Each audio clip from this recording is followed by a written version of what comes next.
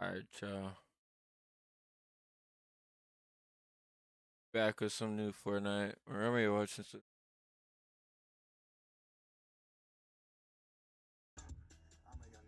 Yeah, we just chilling, bro. Why are y'all so offbeat? Bro, it literally took 5. We couldn't like. No, it's not your fault. Morgan was so offbeat, he made you off. I know. Look at it, yeah. Predictions. This is what happened. We're gonna be down 11-2, and we're gonna win by 30. This is basketball. This is basketball game of run. You got the ref right and all that.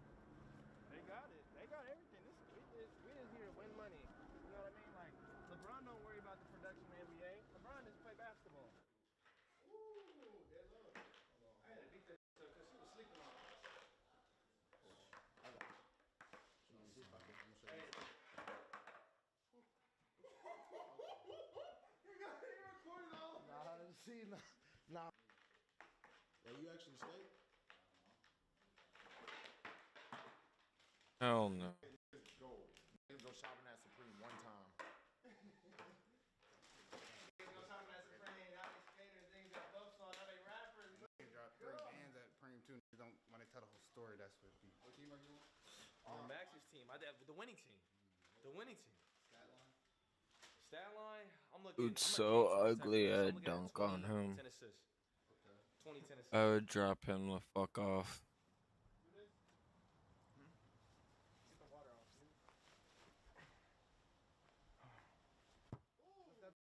If you don't score 30, you're not nice. That's a fact. Listen. Stat line prediction. I'm not starting. I don't want to start. To be honest. I'll be honest. I can't give that though. I can't give y'all that shit. You know what I mean? I can't. But listen, I'm getting a good 10 to 15 points on some light shit. I'm gonna pass first point. At the end of the day, I think I cook everyone in this damn room. I'm cooking you. That's just a fact. I'm cooking you. I'm not gonna lie. I'm finishing everything on you. Yeah. On to the next, bro. Like Yaya, you know what I mean? Bro, Max also getting, maybe he'll put, a little bit of comp or something. Bro, he's quiet for a reason, you know what I mean? That's all I'm saying. Like, at the end of the day, I'm probably cooking everyone. You know what I mean? At the end of the day, I'm probably cooking everyone in this room. And I will be doing my, matter of fact. And there will be a highlight reel. Can I ask you a question? Talk to me. No weird. Are you sagging out on the 5-star team? You've been on.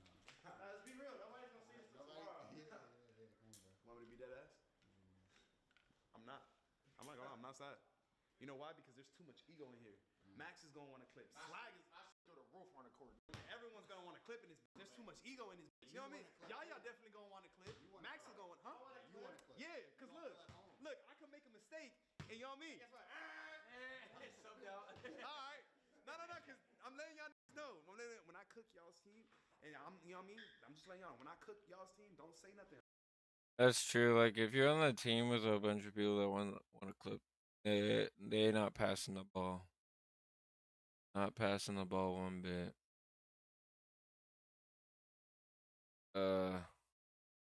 Yeah, all these dudes, I'd cook all of them.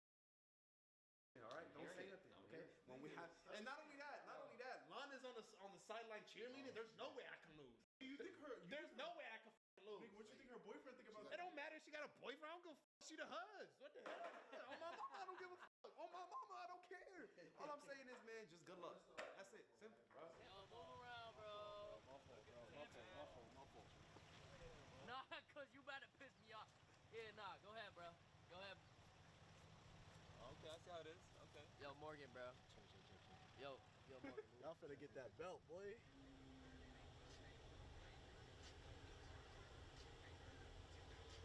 Nigga didn't see it. And since I said the cameras was off, niggas not gonna believe it. But I splashed 7 threes in a row. Swag's my witness. Swag, right? I splashed 7 threes in a row. Come on, man. He's ready. Born ready. Get it done. I was about to take my leg.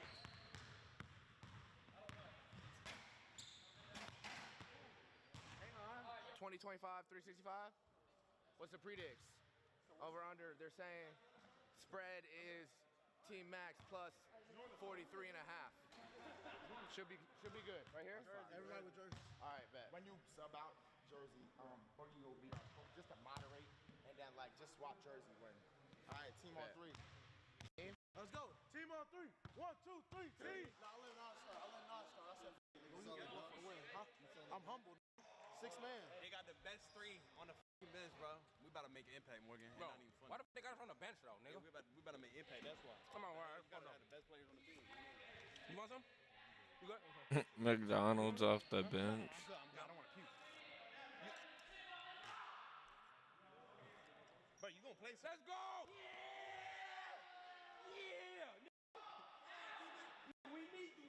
Hold on, D-Man.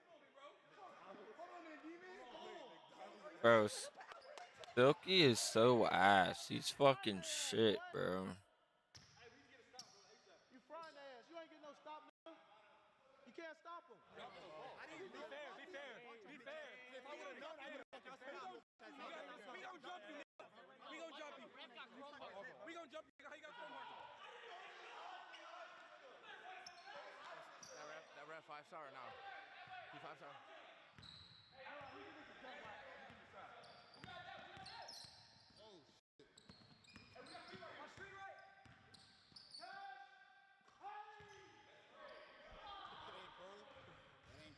Tay, put me in.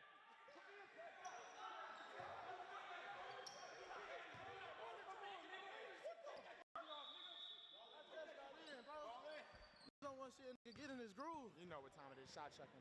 Shot checking with 15. What?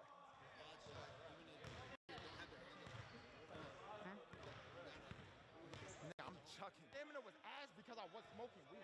I don't need a sub. Max is farming what? What's it they call it? Like those edits? Like 6-7 edits? 5-7 edits? Bro, I think because he stopped smoking weed for a couple days, he has unlimited stamina.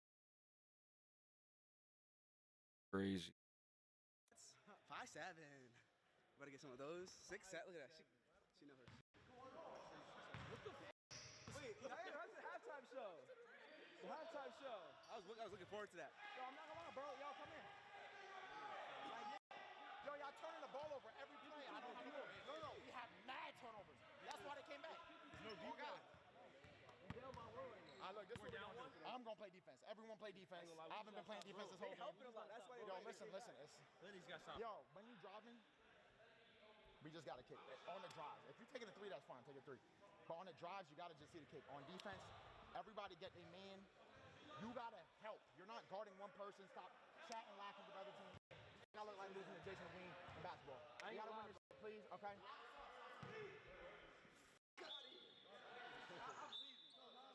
Leaving. I got 1 shot attempt. I'm playing my heart out on defense. I'm not getting no touches. Nigga like me, I need at least 7 touches to get hot.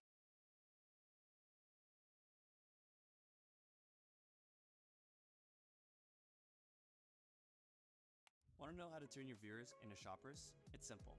It's Shopify. Bro. My viewers are my customers, so starting a store on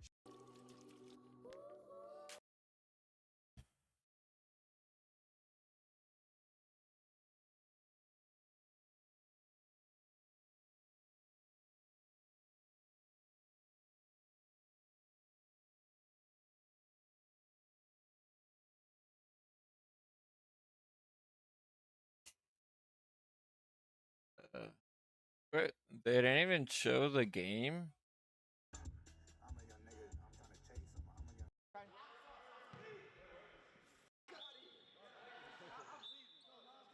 Leaving. I got 1 shot attempt. I'm playing my heart out on defense. I'm not getting no touches. Nigga like me, I need at least 7 touches to get hot.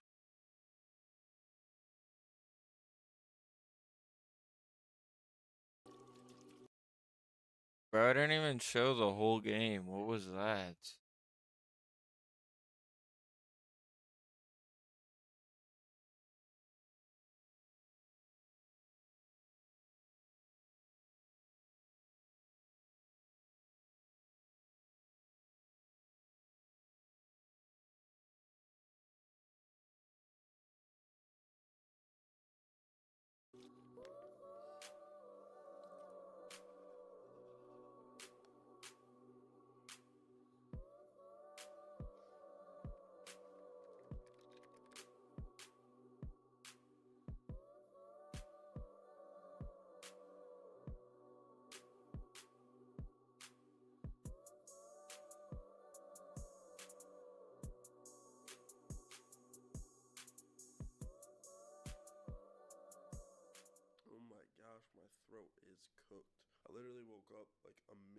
bro. Like, literally just woke up. I'm not gonna do too much of an intro here because I have my first call ever with my agency mentor. We're gonna go ahead and get on the call with him. It's like 8:30 right now, something like that. I don't want to miss this, so I'm picking up the camera right away. But I'm low-key, like, sick as shit right now, boys. Like, I'm just, like, stuffed up. Throat hurts. Like, I feel like shit. I got a good night of sleep last night. I kind of just had, like, a little reset day yesterday, so I feel a little bit better this morning. But I still feel like shit, bro. I'm, like, still waking up. I'm still, like, half asleep right now, so I'm gonna just go ahead and cut this intro here. I gotta hop on this meeting and kind of learn a thing or two about our agency. I do have lots of questions today. What I'm going to be doing, I already have this whole team structure built out, which is really cool. Now, what I'm going to be doing is finalizing it based off the questions that I asked you guys today, right? So we'll get started by asking a few questions here just to kind of give myself like the full understanding in terms of how things are being done, the internal management, how we're driving leads, how we're talking to leads, and everything in between. So, one, how many clients do you guys currently have on, like, or don't count the clients that have paid once and then they fell off and they never talk, they don't speak again. Just like active clients. How many active clients do we have currently? Active clients, I got this written down. We have, for our lower level, we have around 30. And then for our higher level, we have 17. Okay. So 47 clients in all.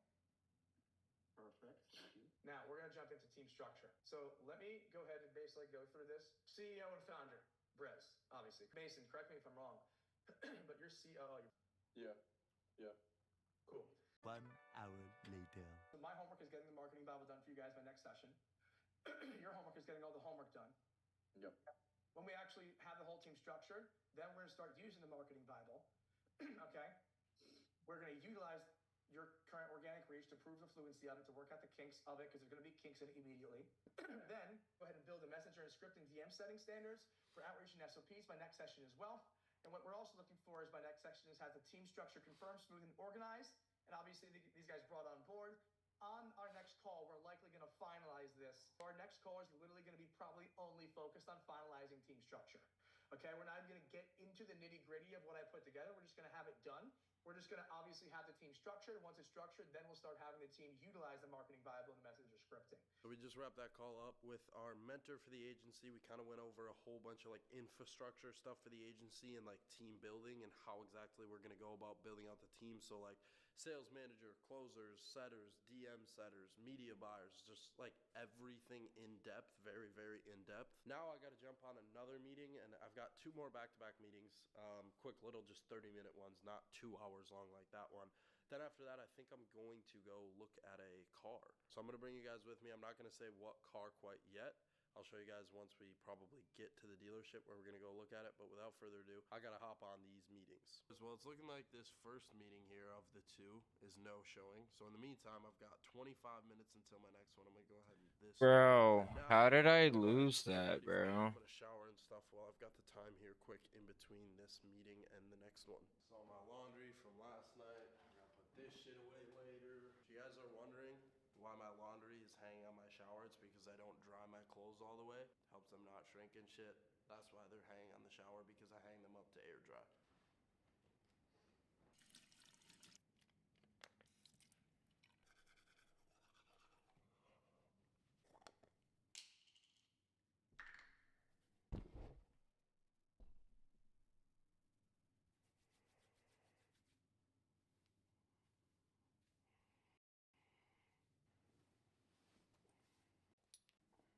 I literally woke up and a minute after waking up, picked the camera up. So I was like still out of it in that intro. But I don't know if I mentioned this.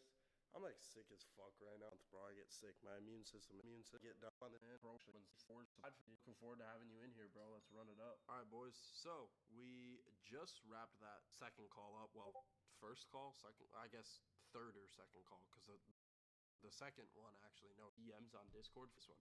I guess third or second call, because the second one actually no showed, but then we had this one.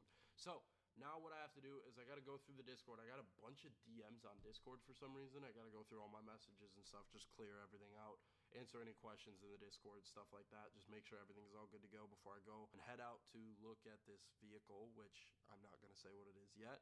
but we're gonna just go look at it. I guess you guys are probably gonna see in the thumbnail or something. It's a TRX. I really want to get a truck, bro. I grew up in the Midwest. You guys know this. I grew up in Wisconsin, so like everyone in Wisconsin drives a truck. And pretty much every guy in Wisconsin drives a truck. And like my dad always had a truck, so like I drove my dad's truck a little bit. My brother had a truck, drove his a little bit. Like trucks are just hella fun. It's You fun turn to the light drive. off? And like a TRX, bro, supercharged. Yeah. It's fast. Like that's fun. So I'm gonna probably go and see if I can test drive one today and see kind of where we go from there. But right now, I gotta get some of this stuff done.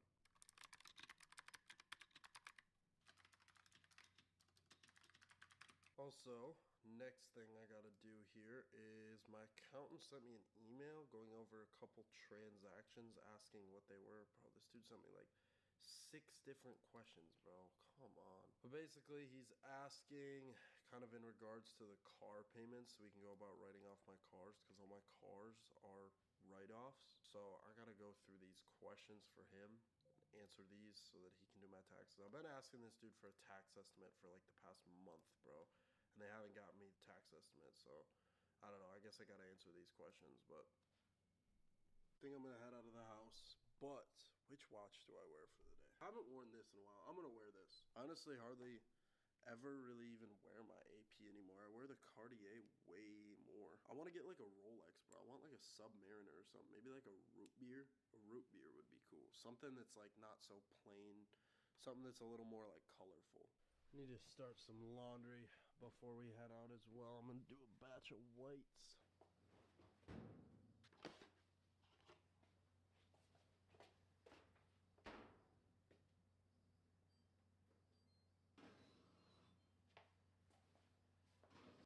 Look at what Fredo. Uncle Look at what Fredo bought yesterday. Uncle Briz. You're coming in so we can let him down. This dude really bought a fucking little puppy bulldog, bro. Oh, go, it's Uncle Briz. Woo! Dude, she's hella cute. There's actually no way you got a fucking dog, bro. Look at her, dude. Hey, she's cute. I don't blame you, bro. Alright, fellas, the mission objective here is first I think I'm gonna I'm gonna get some coffee on the way to the dealership. I can't even remember the name of the dealership that I'm heading to that this TRX is at. But then we're gonna head to the dealership, see if we can test drive it. I'm not saying I'm gonna buy it. I just wanna like see it and drive it, and I mean, you guys know how it goes. I'll probably end up buying it. As much as I hate to say that, because I really shouldn't buy it, but like, yeah, we'll leave it at that. We'll see what happens when we get to the dealership.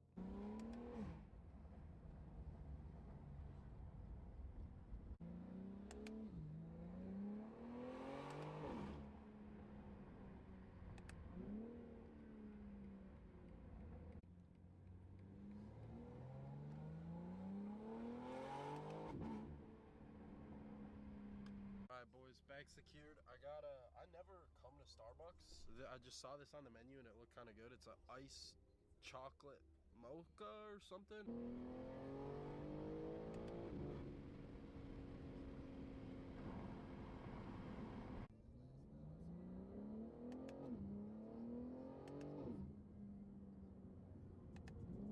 Here we are, boys.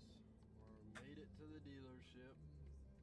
Ideally, I would like to park somewhere where they don't see my car. That way they don't know that I have money. It tends to you tend to get treated differently by salesmen when you have money. So I always like to pull up to dealerships. Hold on. Try to not One sec. that I have money and just kind of see how they treat me, because I don't like to buy from someone who's not going to treat me with respect, even if I don't have money. But yeah, we'll see here. I'm gonna park right here.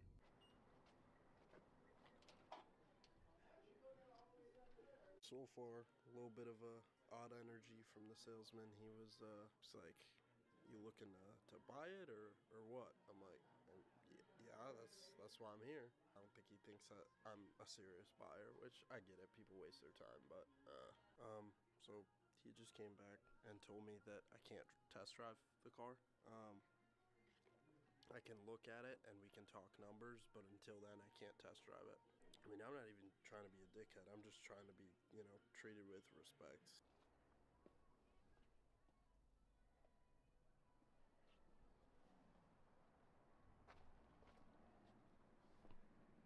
boys, so currently they got me at 91, which is just a little ridiculous. So I told him, like, if they can get me at like 81 out the door, which is like 10 grand off. I don't know if I said this yet, but we went and test drove it. It's sitting out there now. Super fun. I didn't really vlog. I should have really brought Pierre or someone with me so they could have filmed, but so sorry I didn't vlog that. But boys, so I know I didn't vlog like hardly at all in there. I kind of ran you guys through what was happening when he'd step away. It's very awkward pulling out a vlog camera in front of him. So they've got me at 89K for the car, for the truck right here. I don't know. They won't wiggle on the price much with me. I mean, it's 89K. I would pay cash for it. I kind of just want to take the night to think on it. I'm also going to Miami in a couple days, so to buy it right before I go to Miami is like, then I leave and I'm gone for like 2 weeks. But look at that thing, bro. That thing is so tough. It's so tough. I definitely do want to get it, but you guys let me know down in the comments below, should I buy the TRX? Right now, though, I'm about to take my way back home. 20-minute drive back home. On the way home, I'm gonna grab some chop shop, get back home, and get a little work done.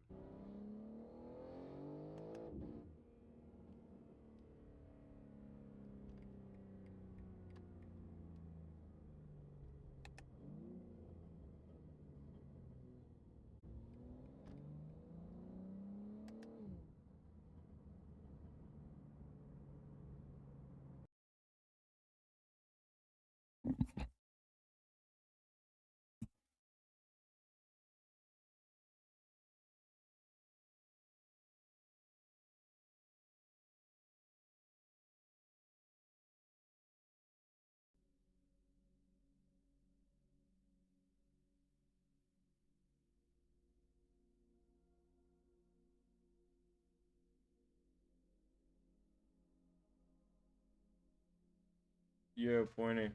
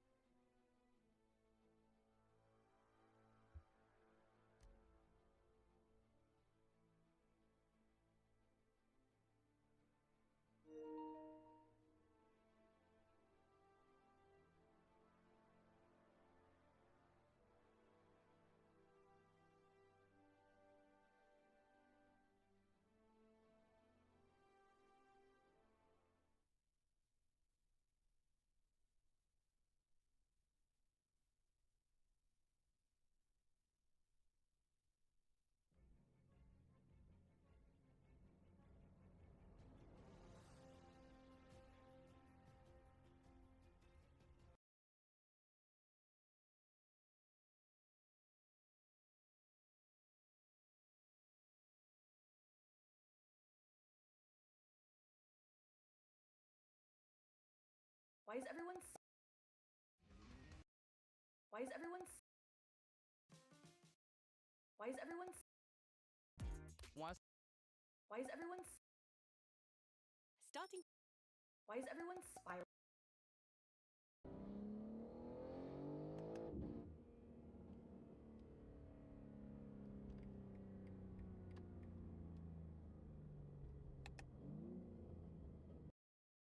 Starting today, anyone can monetize with ads.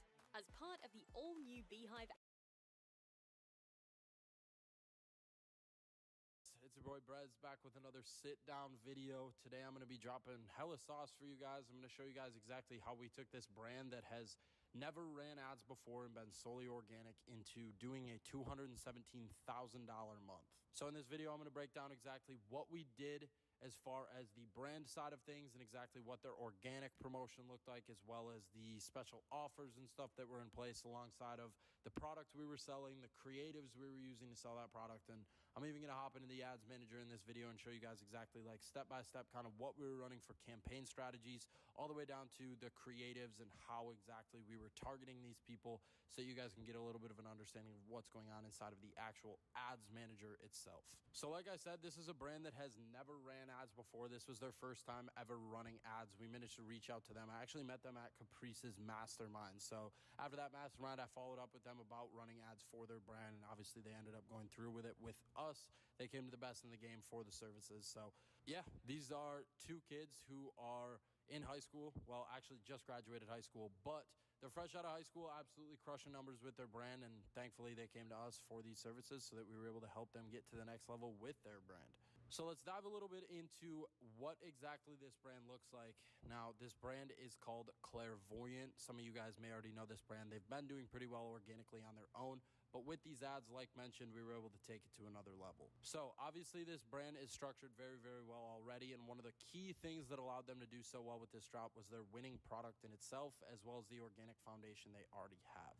Now, like mentioned, with this winning product they have, this is a product that they already dropped before. So they went ahead and restocked it this past month, knowing the fact that it was a winning product already. They had that proof of concept from the last time that they dropped it, so they went ahead and restocked it with a plan to this time execute running ads to actually take it to the next level of scale and stretch it over a month-long time span of keeping that product in stock on their website. So another main thing that helped them both on the organic side of things and the ad side of things was the influencers that they had in their product. So before the drop, they had multiple different influencers like Quan in their product that brought in a new audience of people, as well as nurturing their current audience. When people see their favorite influencer wearing a product, it incentivizes them more to buy. So having influencers like Quan in their product is definitely going to help, one, from an ad standpoint, when we can run ads with Quan wearing their brand, as well as just the organic side of things and people who already follow the brand seeing a big influencer like Quan wear it. Now, regarding the content for this drop, it was just basic pieces of content as far as product photos and model shots and just simple things that showcase the product well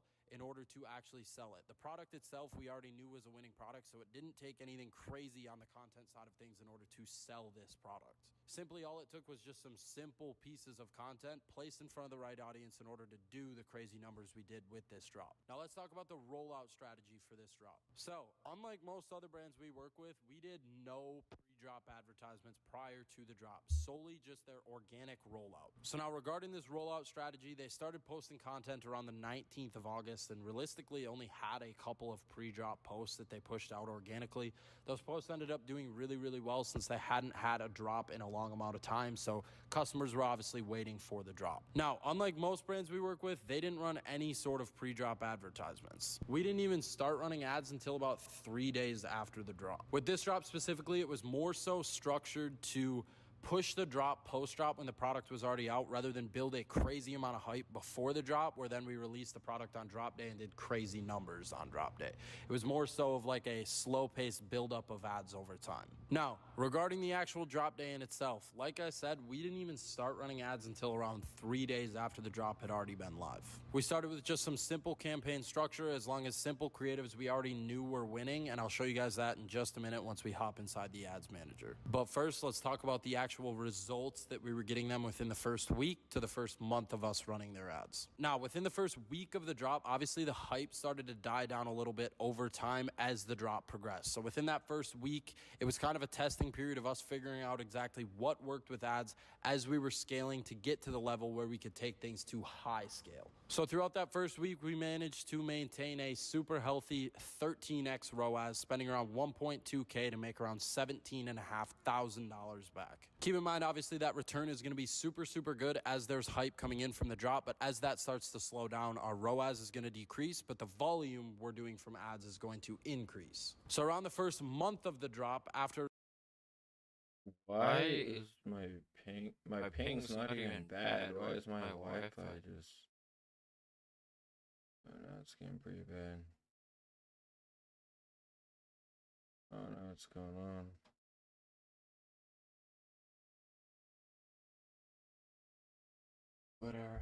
All of the hype had died down and ads were picking up. We managed to spend around $11,000 to make back $65,000 at, again, a healthy 5x return. So now I could sit here and yap about results all day long, but let's get into the ads manager and show you guys some real value and some real results. All right, boys, so now hopping into the Shopify and the actual ads manager itself. First things first, we got to show you guys the numbers, show you that we're not capping, but 200K in 1 month, 1,789 orders at a 1.3% conversion rate. So looking super, super healthy here. If we look around the first week of the drop, September 1st through 7th, actually the drop day was on the 2nd, but $93,000 in sales in that first week. So you can see all that hype coming in from the drop. And then if we look towards about the last week of the drop, towards the end of September, we were still doing consistent multiple $1,000 days throughout the drop. So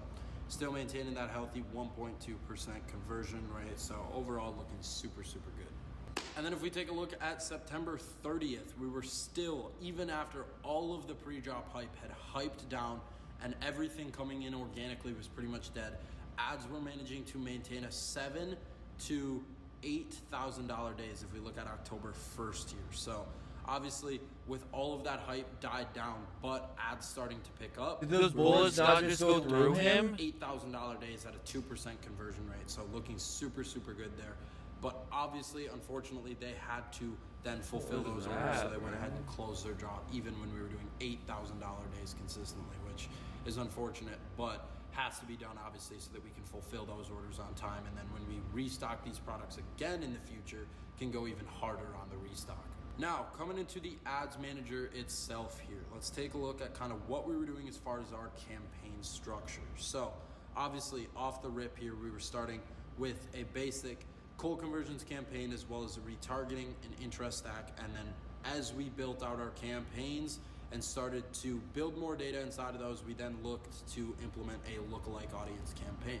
So if we look at the whole month for September here, obviously you can see we started with this simple cold conversions campaign, spending around 4.2K from that campaign to let alone get $24,000 in sales at a $20 cost per purchase. Then looking at our retargeting campaign, obviously we had so much engagement coming in from that pre-drop hype organically that then post-drop we had to heavily retarget those customers so that those customers who were seeing the product before it was released now see it after when the product is actually released in itself. So looking at this retargeting campaign in that first month, we spent around 1.3K to make back $10,000 at a 7.75 return. Looking at our interest stack, we spent around $4,130 to make back $22,000.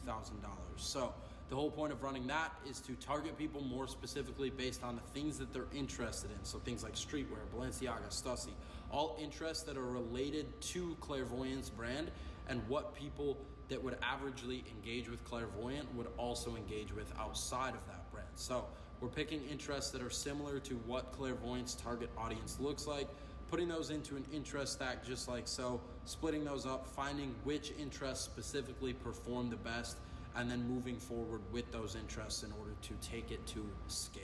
So as you can see, throughout all 9 of these interests here, they were all performing pretty evenly, all maintaining around a 4 to 6 ROAS, spending around $1,000 to make roughly 10K back per ad set. And overall, this campaign as a whole just performed very, very well. Then looking at our lookalike. So our lookalike here was again broken down into 3 different ad sets to figure out exactly which percentages of the lookalike audience are going to perform the best. And obviously you can see that we found 1 to 3% perform the best. So quickly we turned those other 2 ad sets off in order to put more budget into the 1 to 3% because we knew that was winning.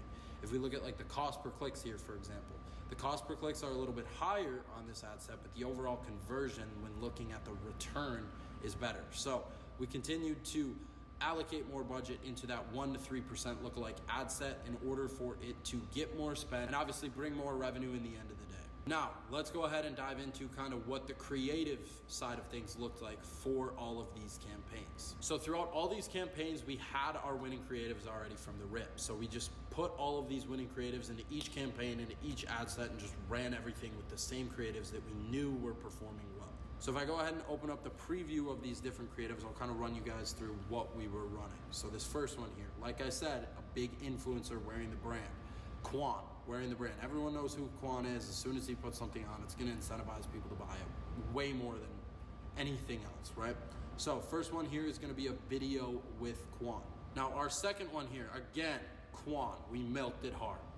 It works, so we milked it. This one is just a little photo shoot of him wearing the basic black sweatsuit, the most high selling colorway, but this one again performed very, very well. Looking at creative number 3 here, we just have a basic model shot of, again, another influencer, just kind of cool little aesthetic, him duplicated 3 times, looks flashy, catches eyes, brings people in, and overall just showcases the sweatsuit and the product itself very, very well. Then looking at number 4, pretty similar to that last creative I showed you guys, just more so in video form. So this one again, just showcasing the product really, really well, showing it on body, showing what it looks like, and then again, the most high selling colorway. If we look at number 5 here, this one again, another influencer, except it's a girl this time. So we can show this ad to girls and allow girls to see this and target a whole new audience of people with this creative. So again, her just wearing the product, showing what it looks like on body, and obviously it's an influencer that's well known. So again, it's hitting that selling point of, oh, there's my favorite influencer wearing this product, I'm gonna buy it too. And then our last creative we were running here, creative number 6, just boom, simple flat lay of the product, showing different close-ups of it, showing details of it, showing the front and back, showing all the different angles of the product, showing all the different selling points of the product up close, and overall just obviously selling the product very, very well. So this was one of our top performing creatives just because of how simple, clean, aesthetic, and just straight to the point it is, especially when you put something like this into a retargeting campaign. All right, so now that we took a dive into the ads manager and the actual Shopify itself, let's talk about some of the main key takeaways from this drop. So first things first, off the rip, we already knew we had winning creatives. We had Quan wearing it, we had that big girl influencer, we had solid product photos. It was pretty much just a matter of testing different audiences to figure out what works, because we already knew we had our winning creatives and didn't really have to test any creatives. So it was really just a matter of building out different campaigns, testing different audiences, and figuring out exactly what worked the best for Clairvoyant. After we were able to figure that out, it was just a matter of vertically scaling and allocating more budget into what works to take it to another level of scale and do the crazy numbers that we did with this brand.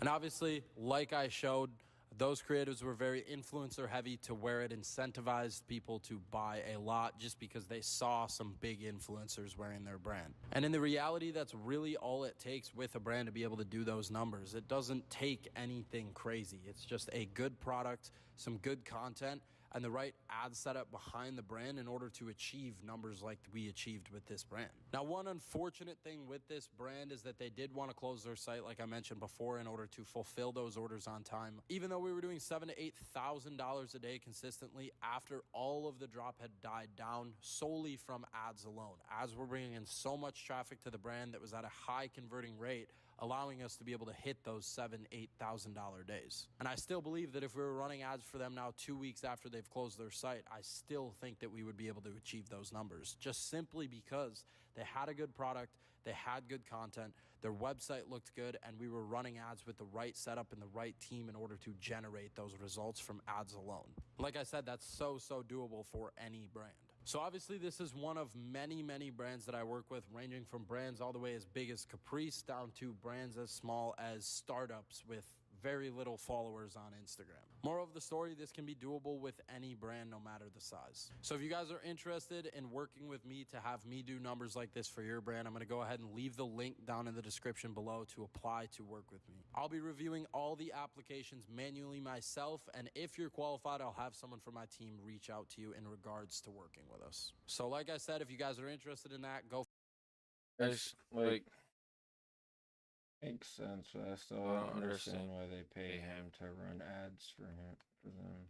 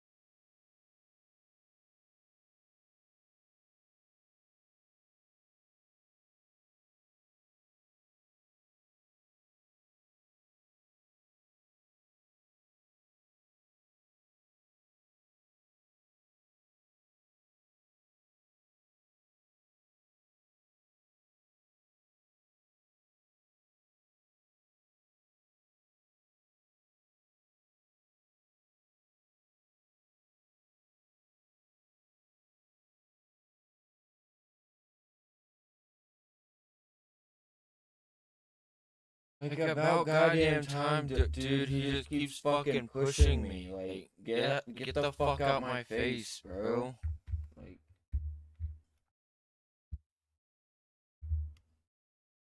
but back to this. Like, I don't understand why they pay him to run ads for him, but.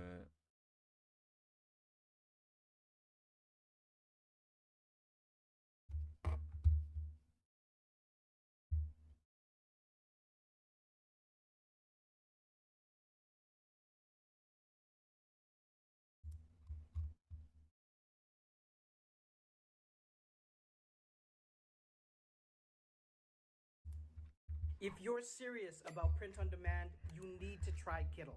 Kittle makes it so easy to find professional templates for designs that you could customize completely and have the potential of trending like wildfire on Etsy.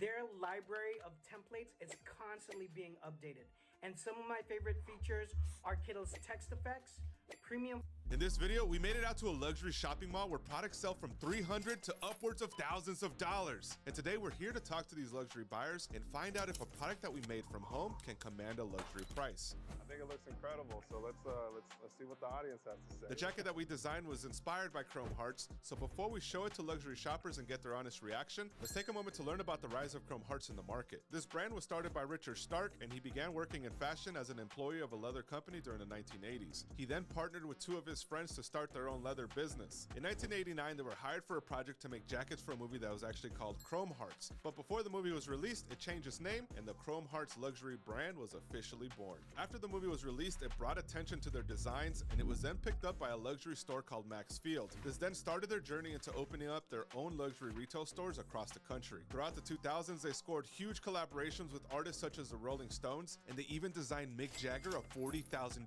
belt buckle. They continue to remain relevant in a fast-changing economy, and they've done this through building a core community of customers who have an attitude of if you know, you know. These tactics combined with the handcrafted made in LA positioning have kept people talking and those registers ringing. And what Chrome Heart shows us is that to find success, you don't necessarily need to be the face of the brand. As an entrepreneur, you should be focused on creating custom pieces and building a community of influencers to help spread the brand for you. Because doing what Chrome Hearts did and opening up a retail store first, a lot difficult to achieve that level of success today. But because we have e-commerce, it makes it easier for you to get started, and also makes it a lot more achievable for you to find a niche audience of customers that are gonna fall in love with your products. But the founding story of Chrome Hearts and the craftsmanship of what they create is what inspired this jacket that we're about to make today. So how much does making a Chrome Heart jacket actually cost? Let me break down my estimates for you. Check this out. Look.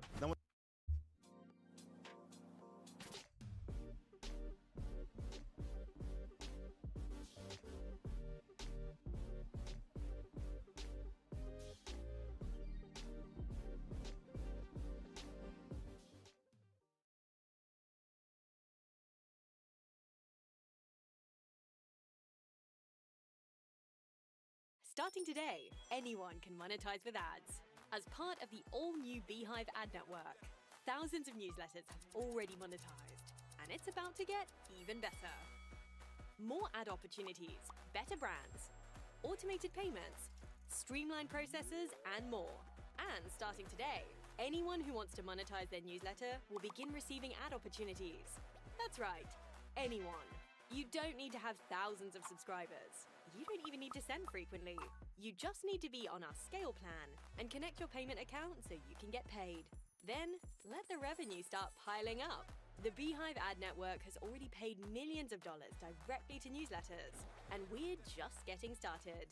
Start monetizing today, only on Beehive.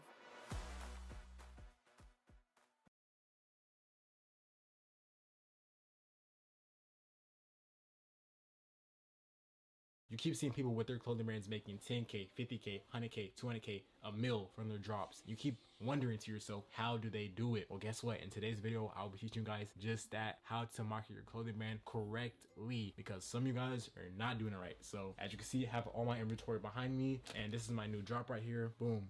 Look at that.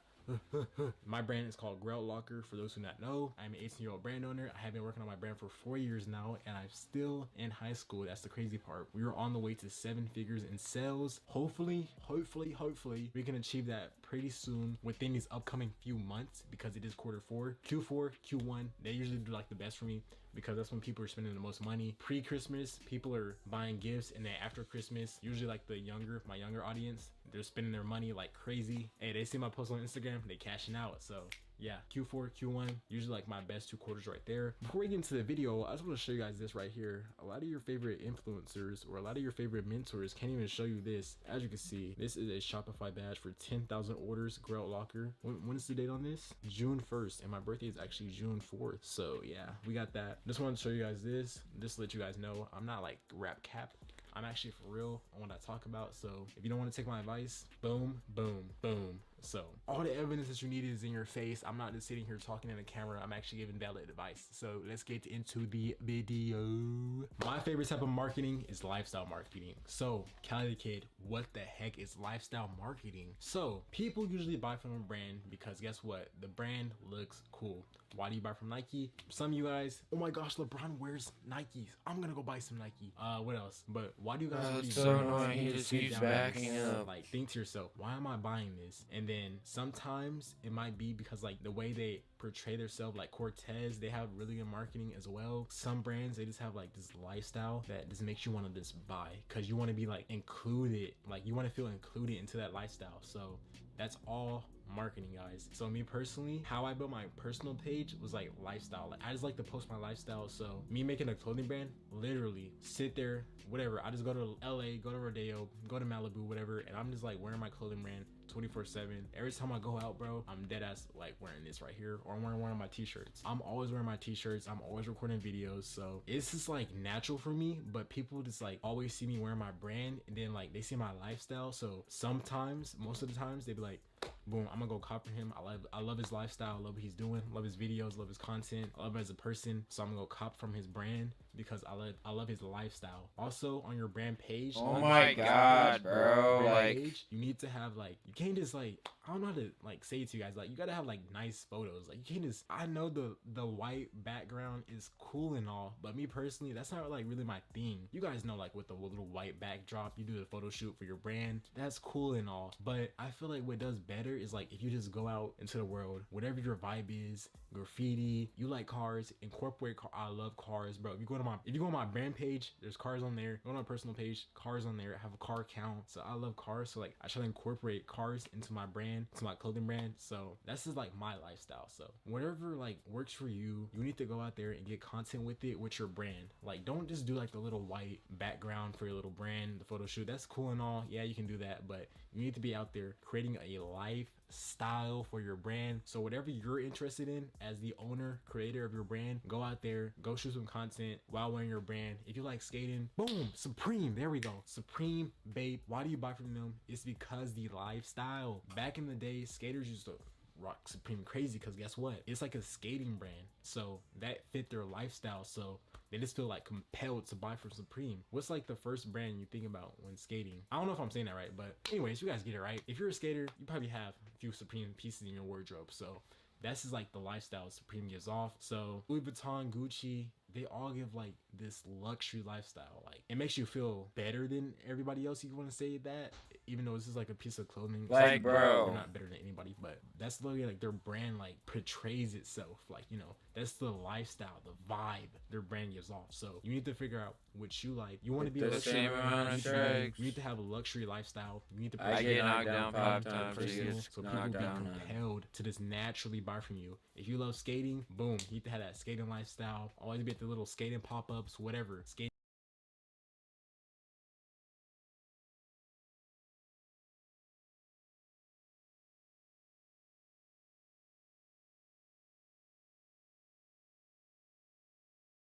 Let me show you how to block this ad. First, you're gonna Shaq with 2 Qs.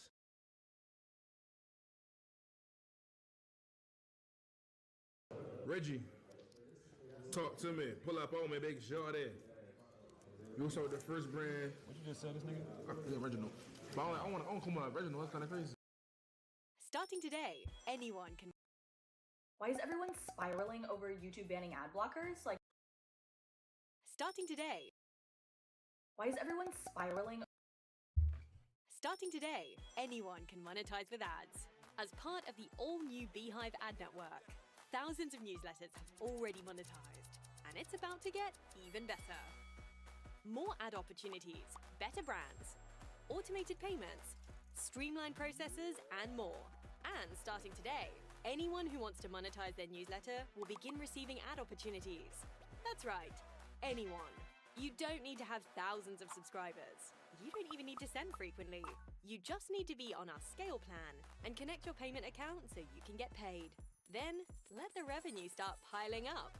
The Beehive ad network has already paid millions of dollars directly to newsletters, and we're just getting started. Start monetizing today, only on Beehive.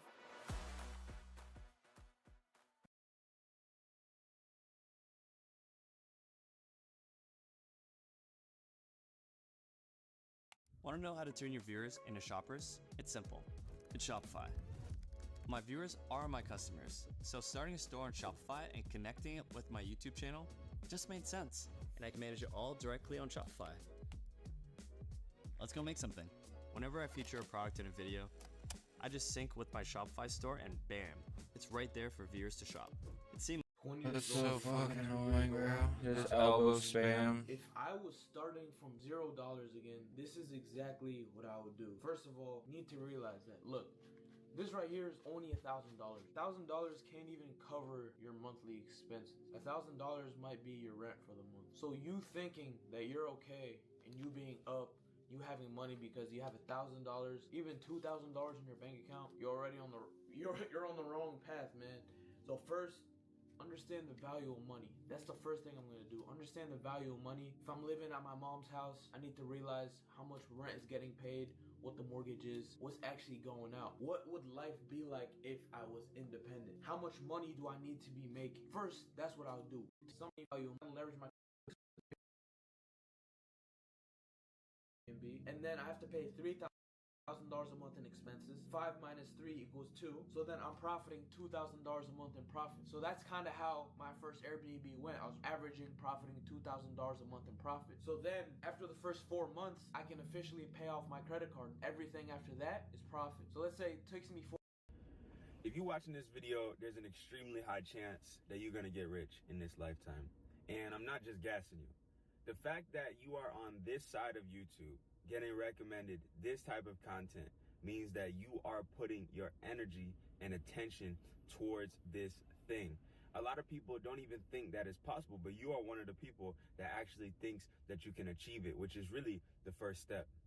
I've been able to become pretty good financially over these last couple years, and for me, that was the first step. When I was 14 years old, 15 years old, I really started to believe that I was destined to become successful. Now, I don't know where it came from, but I know that from a young age, I knew that this is what I wanted out of life. And I feel like if you're watching this video, if you're consuming this type of content, you feel the exact same way. So how can you act on this feeling? How can you turn this feeling into a physical reality that you can touch?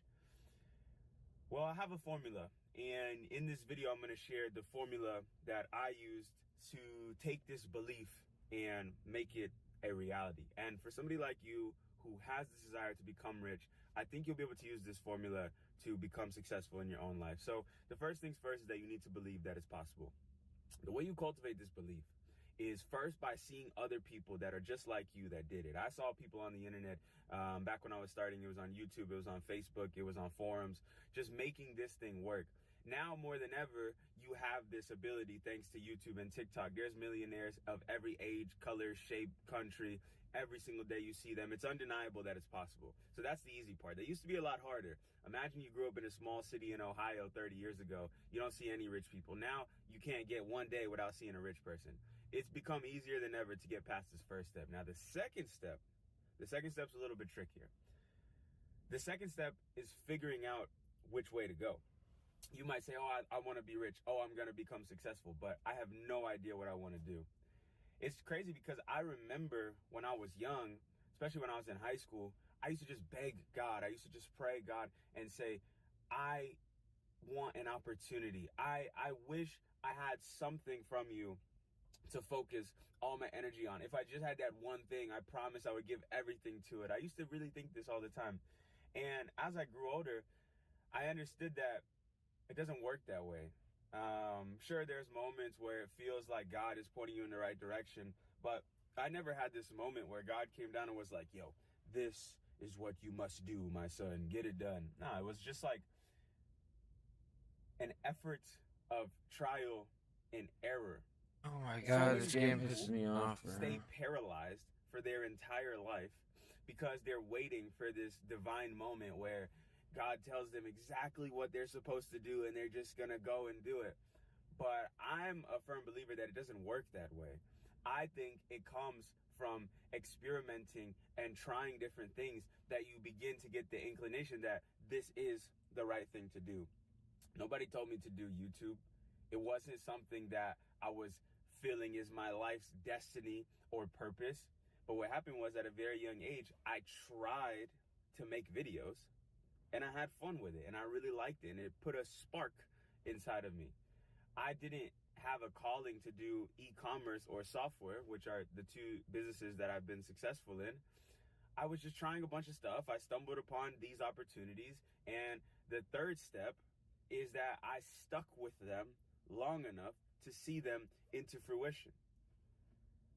That's the biggest problem today, especially with you young kids out there, man. The biggest problem today is y'all want shit to happen like this.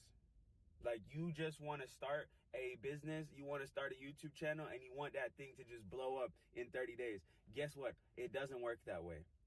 It's going to take you years. You want to get rich? Understand that it's going to take you years, bro. I'm sorry, but you might hit a lick. You might have some crazy crypto play this year that sets you off on the right track. And I hope that every single one of you gets that play that just flips the switch and makes you rich overnight. But for the 99.99999% of you guys, it's not going to go that way. It's not. You're going to put years into this shit with no results. You might have that early success, then you might actually lose all of it like I did, and then still have to get back out there in the field and build it back up. Are you ready for that? You say you want to be rich, but how bad do you really want it? I can tell you how bad I wanted it. I didn't even want to be alive if I didn't get it. And that's not a representation of like, oh, I need money to be happy. It's like, no, I need to reach my highest potential so I could feel satisfied that I gave it a shot. It's not about the money for me. It's about trying to reach my highest potential. And anytime I feel that I fell short in that regard, that's when my head starts to get messed up, you know? So believe that you can do it.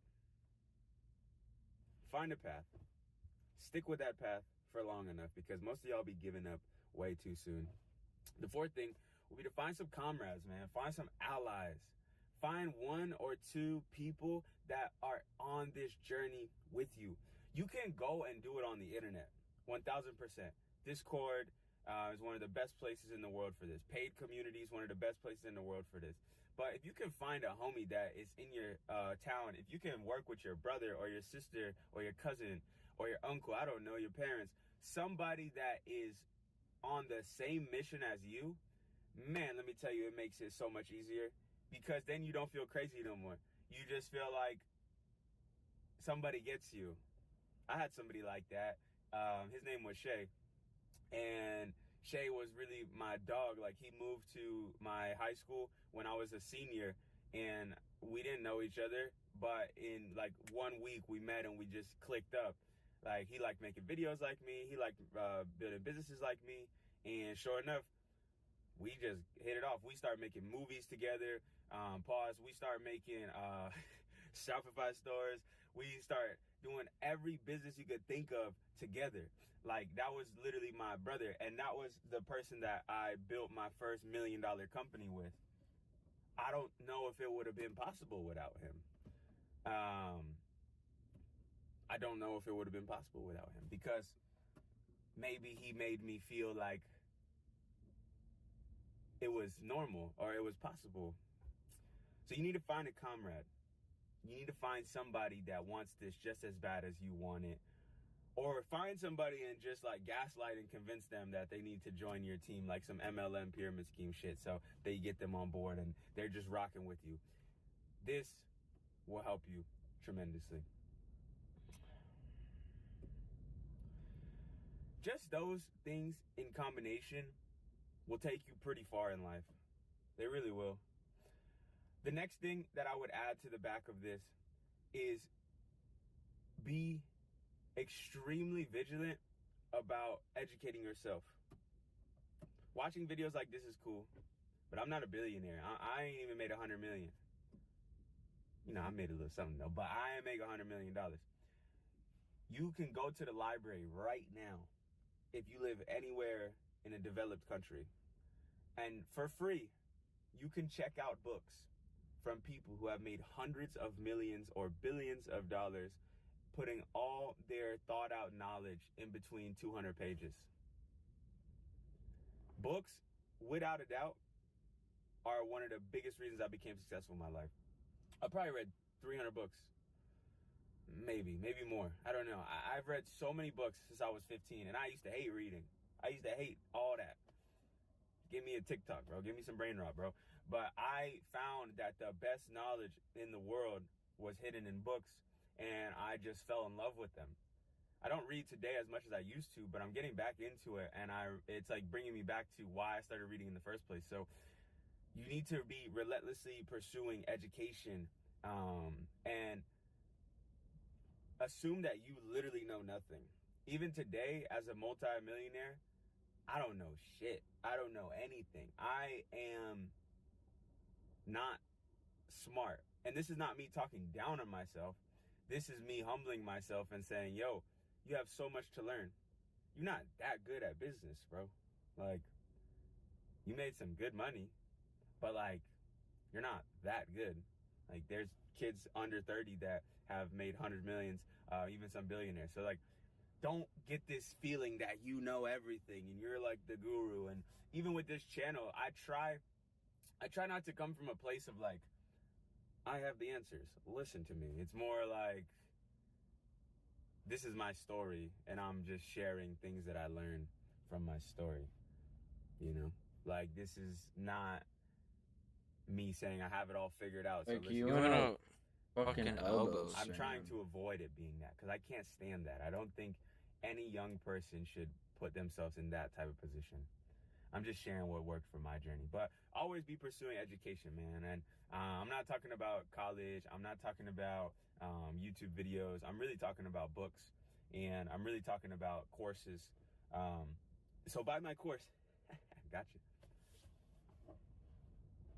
Sorry. Anyways, that would be the last piece of the puzzle for me.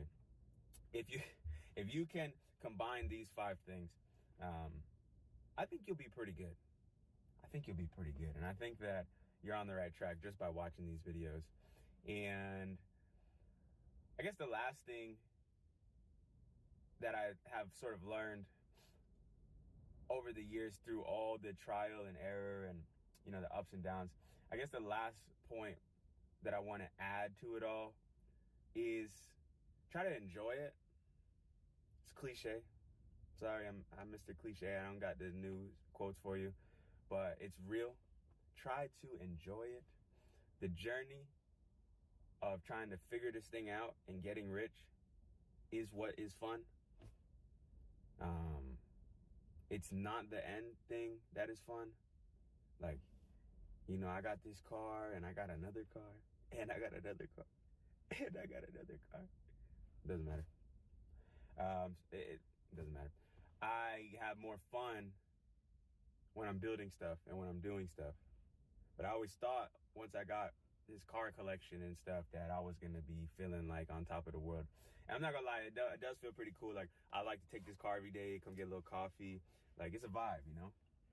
Valet lets me park for free, you know, like shit like that. But still got to go home and go to work I don't have to, but I want to, because that's what brings me the most joy. So all I'm saying is, like, don't be so hard on yourself when you're young, or even if you're a grown-ass man or woman and you haven't figured it out yet, because it's like, it's okay. As long as you just keep going forward,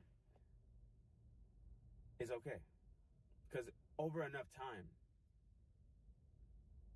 you're going to figure it out and you're going to get rich. Wait, listen to this.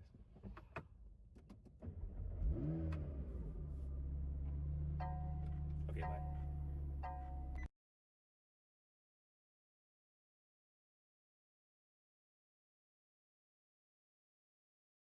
I've been on Shopify from the beginning. The platform is just never a worry. Like, I have so many worries, but the platform is never one. Everything is just super easy to connect and link. They really know what we need. I am Sharissa, and I leveled up my business with Shopify.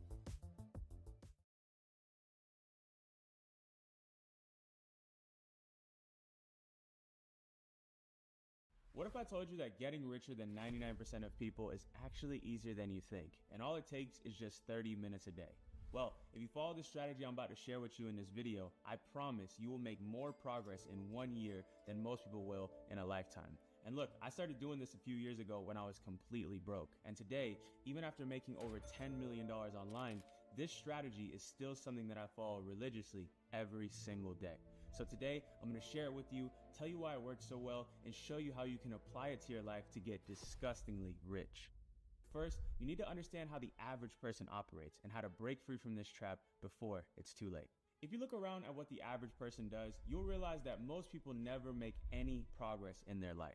Most people think that the only way for someone to get rich is either by getting super lucky or by winning the lottery.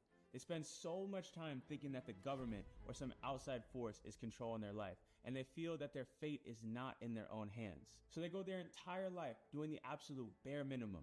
They have no goals, no life purpose, and when they do make a little bit of money, they instantly go out and spend it on some stupid stuff. They probably got a boring 9 to 5 that they don't even like, and after their job, their schedule consists of smoking, drinking, watching TV, and spending 4 hours mindlessly scrolling social media, burning the rest of their day doing God knows what. Therefore, their lives are completely miserable. There is almost zero productive work done. There is zero direction, and there is zero thought that goes into anything that they do. Now, I'm not judging anyone, but the saddest part about this is that they're just fine drifting along and letting life happen to them.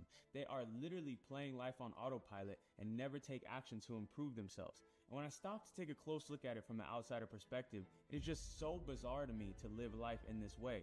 You know, we are living in one of the greatest times of history with an abundance of opportunities everywhere, yet most people spend their entire day numbing their brains and never pursuing anything worthwhile because of it. What I'm trying to say here is that the bar is so low these days. The competition is literally non-existent. So if you are willing to put in just 30 minutes of work every day, I promise you will obliterate 99% of people. Now, I know 30 minutes might not seem like a lot, but just that short amount of time towards something meaningful will turn into 15 hours of focused work in a month and 180 hours in a year.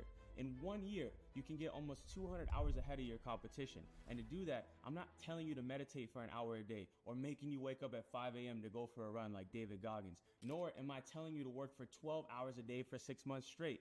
The reason that I only ask for 30 minutes is that any of you watching can find time out of your day to do this. And if you follow these steps I'm about to share with you, you will succeed. I promise you. The first step is the most important, but gets constantly overlooked by beginners. And this right here is the foundation of all my success today. So here's the truth. Most people never make any bread because they don't believe that they can become rich. But I just want to tell you, no matter where you come from, it's possible to get richer than 99% of people. Look, I grew up with a single mom in massive debt, and when I decided to start my own business, I went all the way down to $30,000 in debt myself just a few years ago. But somehow, I still managed to come out of it a multi-millionaire in my 20s because of this principle I'm about to share with you right now. About 10 years ago, I learned the most powerful lesson ever about money from a man named Earl Nightingale in his book, The Strangest Secret. He said that if you take 100 people at age 25, all starting even, by the time they turn 65, 54 will be broke and dependent on others. 40 will retire with pension and government checks. 5 will still be working, and only 1 will be rich. He then goes on to explain that the difference between those who succeed and those who don't comes down to just one thing. Nightingale said, "The only person who succeeds is a person who says, I'm going to become this, and then begins to work towards that goal." And what I learned from this is that you need to actually brainwash yourself to believe that you can get rich before anything else. You need to develop an unshakable belief and conviction that you can become rich. And the best way to do this is to reprogram your mind through constant self-education. Because the only way that you can make $1 million is that you believe you can make $1 million. Broke is not a condition of the wallet, it's a condition of the mind. That's why for the next 30 days, I challenge you to commit to reading 1 chapter per day of a book. It'll only take you 10 to 15 minutes, but the wisdom you'll gain is priceless. Because I grew up in an environment without any millionaires or successful entrepreneurs to look up to, I used books to single-handedly reprogram my brain. Books were my saving grace and laid the foundation for my future. They made me think I could get rich when no one else did. You just have to make sure you choose the right books. Many years ago, I started out by reading a book called As a Man Thinketh by James Allen, which taught me how to reprogram my thoughts and take control over my life. This book is like 90 pages. You can knock it out in a day or two. And I come back to this book multiple times per year. And then after that, I picked up a book called The Millionaire Fastlane by MJ DeMarco. And funny enough, this was the last book I ever read before I made my first $10,000 online. This right here is by far the best book I ever read on actually making money, and it genuinely made me believe in my mind that I could get rich. These books helped me think like the top 1%, and when I started to think like them, I started to act like them. My daily habits started to evolve. The way that I spent my time was starting to be different, and soon, after a couple years, I started to see my whole environment evolve as well. So I encourage you to get a physical copy of these books and read 1 chapter a day, because it allows you to download these life-changing philosophies directly into your subconscious mind. I mean, you could also watch educational stuff on YouTube like this, but if you're anything like me, it's so easy to get distracted. When I'm on my phone, I'm always switching between apps, so it's easy to watch a video, get inspired, learn something cool, but then instantly forget everything 10 minutes later. So just get a book. And it's funny because I know as I'm saying this, 95% of you won't actually sit down and even read 1 page a day. But it's fine, because it backs up the whole point I'm trying to make in this video. The bar is so low. There's a small percentage of you that'll actually do it, and those are the ones that have the most potential to make it in life. And you get to decide who you want to be. Over time, this consistent self-education will give you the confidence that you can achieve anything you set your mind to, including becoming richer than 99% of people. Now, once you built this foundation, step number 2 involves setting a clear and achievable 30-day goal to put your new knowledge into practice. Most people will tell you to set 1-year, 5-year, and 10-year goals, but I'm telling you, that's some bullshit. Setting big, long-term goals is usually discouraging, especially if you're at the beginning.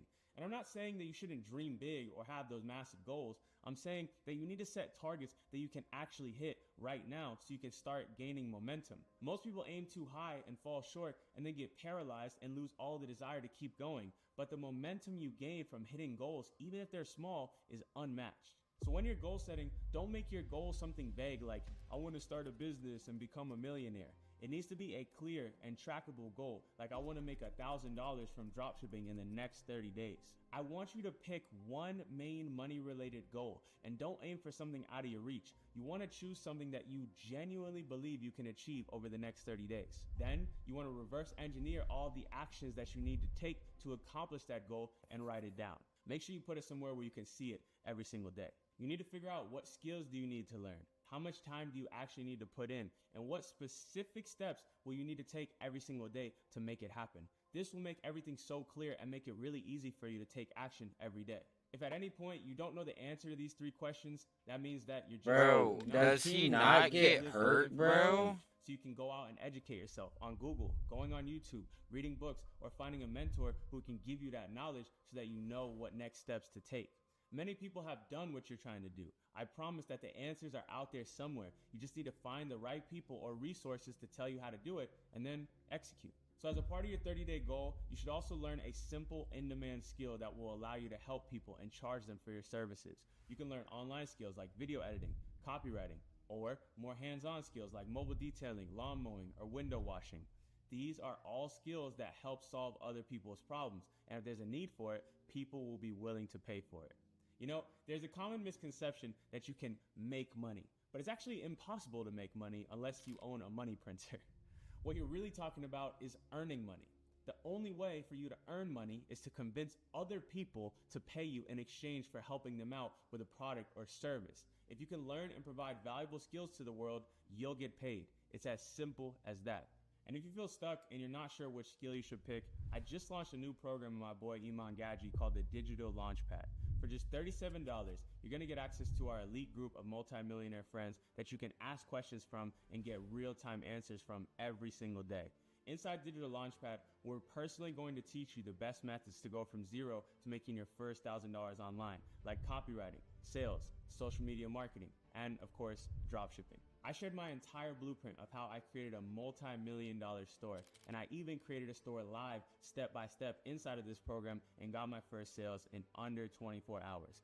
Believe me when I tell you that this is without a doubt the best place to get started if you're looking to pick up a high demand skill and make money online. And you can get access to all this for just $37 at the link down below. So now that you've set your goal for the month and picked a high demand skill to learn, the third step is one that might seem insignificant, but actually has the biggest impact in the long run. And that is to start collecting small wins every day towards your goal. You know, small wins build confidence and they keep you motivated on your journey. Success is built one small win at a time, day after day. And that's why I'm always saying another day, another W, because every day is a chance to get a win and they compound over time to something amazing. Another day, another W. Another day, another W. Another day, another W. Go ahead and comment another day, another W down below. But let's say your 30-day goal is to make $1,000 from a side hustle doing dropshipping. A small win is finding your first products growing on TikTok. Another small win might be building your first store. Another one could be making your first TikTok ad. Over the course of a week, you'd have literally launched a business from scratch if you just hit these small wins every single day. These little steps may not seem like much on their own, but when you get a small win like that every day, the compound effect slowly starts to kick in. And because you have this positive feedback loop, it'll give you the energy to keep taking action and working towards your 30-day goal. Even if you don't hit this goal in the short term, you'll be closer than when you started, because it's not about whether you hit your goals or not. It's about whether you wake up every day and make progress towards becoming your best self. And each little victory reprograms your mind to think that you are worthy of achieving what you want in life. And again, I'm not telling you to go out and build the next Apple or Tesla. If you want to get richer than 99% of people, you don't need that. You just need to take the first step. I see way too many people that don't achieve their dreams because they spend all day stressing about huge, life-changing goals. They're so busy worrying about how they'll make millions or how they'll buy that mansion that they never take the first step just to make $1,000.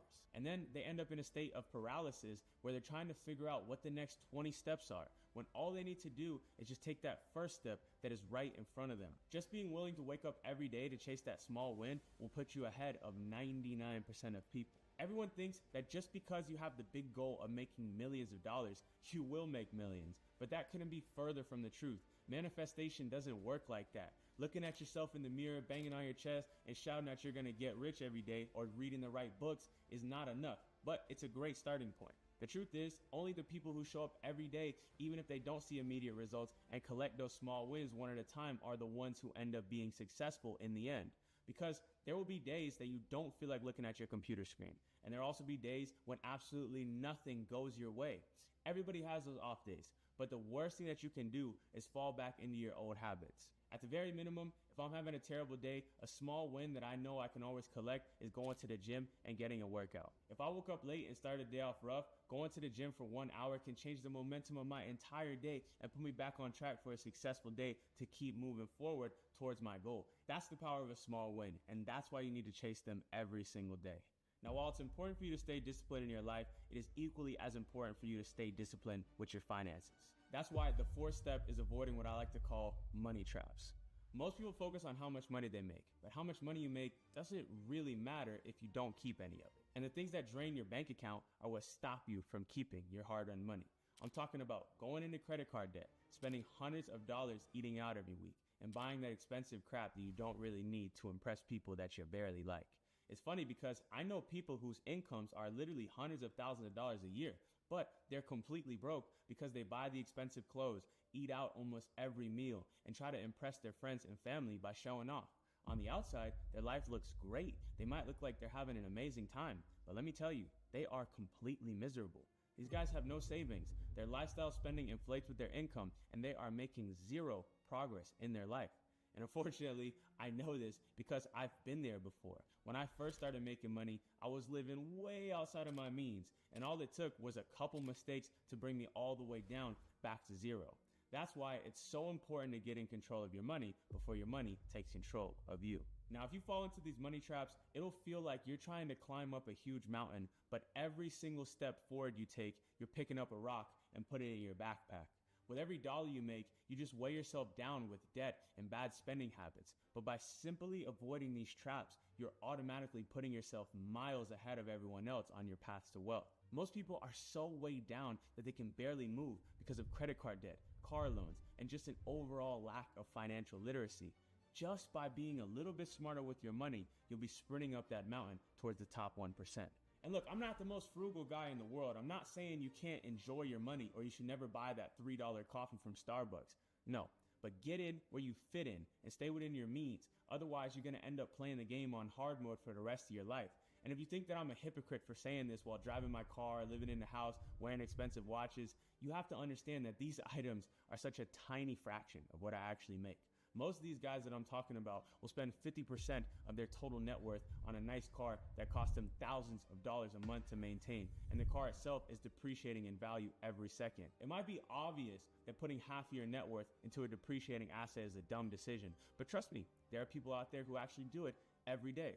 In fact, most people who have a car, their car is worth 10 times the amount that they have in their bank account just because of how easy it is to finance something like this, especially here in the United States. These car dealerships prey on uneducated people and sign them up for the most insane deals ever, keeping them crippled in debt for a lifetime. That's why, in my opinion, the most important trap to avoid at all costs is debt. It's literally like pouring your hard-earned money into a black hole that you'll never see again. So if you're broke watching this video, please don't get any credit cards, don't get no loans, don't get no financing for a car, don't do no buy now, pay later. And if you're trying to go to college but you can't afford it or get any scholarships, just skip it for now. Go out and get a job, start your own side hustle, do anything else. Because then if you want to a couple years later, you can go back to college debt-free. Student loans will literally kill you. There are Americans who are still paying off their student loans into their 60s. I'm telling y'all, the system is so broken and it's disgusting. 77% of Americans are trapped in debt, paying interest to banks instead of building wealth for themselves. And just from avoiding this debt puts you ahead of over 3/4 of the world right off of the bat.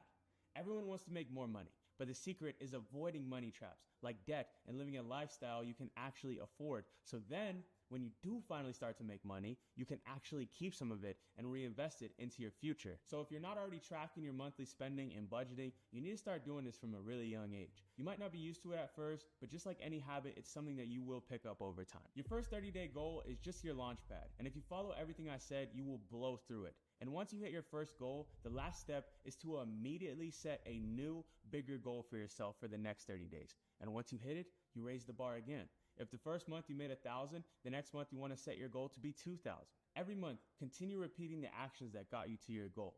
Read your books daily to keep reprogramming your mind. Make a plan to achieve that new, bigger goal and get those small wins every single day, and try your best to avoid those money traps at all costs. And if you think that just doing the same thing over and over again is boring, it's because it kind of is. Making money is just doing the right set of actions over and over again for a long period of time until you become rich. There's no magic wand that will 100x your net worth overnight. For some people, they think that making $1 million is a complicated process that only a few very intelligent men know. In reality, making money is just becoming the best at a handful of skills, strengthening your mind, and executing ruthlessly over a long enough period of time. While everyone else is watching Netflix and making excuses, you'll be out there every single day putting in the work to transform your life. While they're living paycheck to paycheck, you'll be stacking cash and investing it back into yourself. And over a long enough time horizon, having bigger and bigger goals every month will compound like crazy. And as you smash through each goal, your eyes will start to open up to all the possibilities in the universe. Naturally, as you get better, you will begin to think bigger and look for greater opportunities. It's only when I started to hang out with millionaires and see how they operate day to day that I realized that these people are not that much different from everyone else. They simply decided to put in the work. And if you do the same, you can do it too and get to their level. Getting rich takes time, and you need to be patient. There will be days where the grind feels hard. It's going to be long nights, setbacks, and moments when you just want to give up. And there will even be months where you don't hit your goals. But if you zoom out on a long enough time horizon, if you show up every day, if you stay consistent with becoming a better person, and you invest in upgrading your skills every month, even for just 30 minutes a day, eventually you'll wake up and your life will be unrecognizable from when you started. And then when you look back, you'll realize that getting richer than 99% of people was actually pretty simple.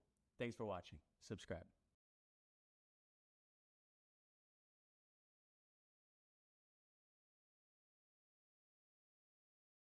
I knew I was underwater.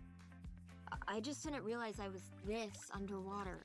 If you're stressed about your paper, just get Grammarly. It's free. I don't need better grammar. I need an A on this essay. Grammarly can help with that. Just highlight your topic and it'll make an outline.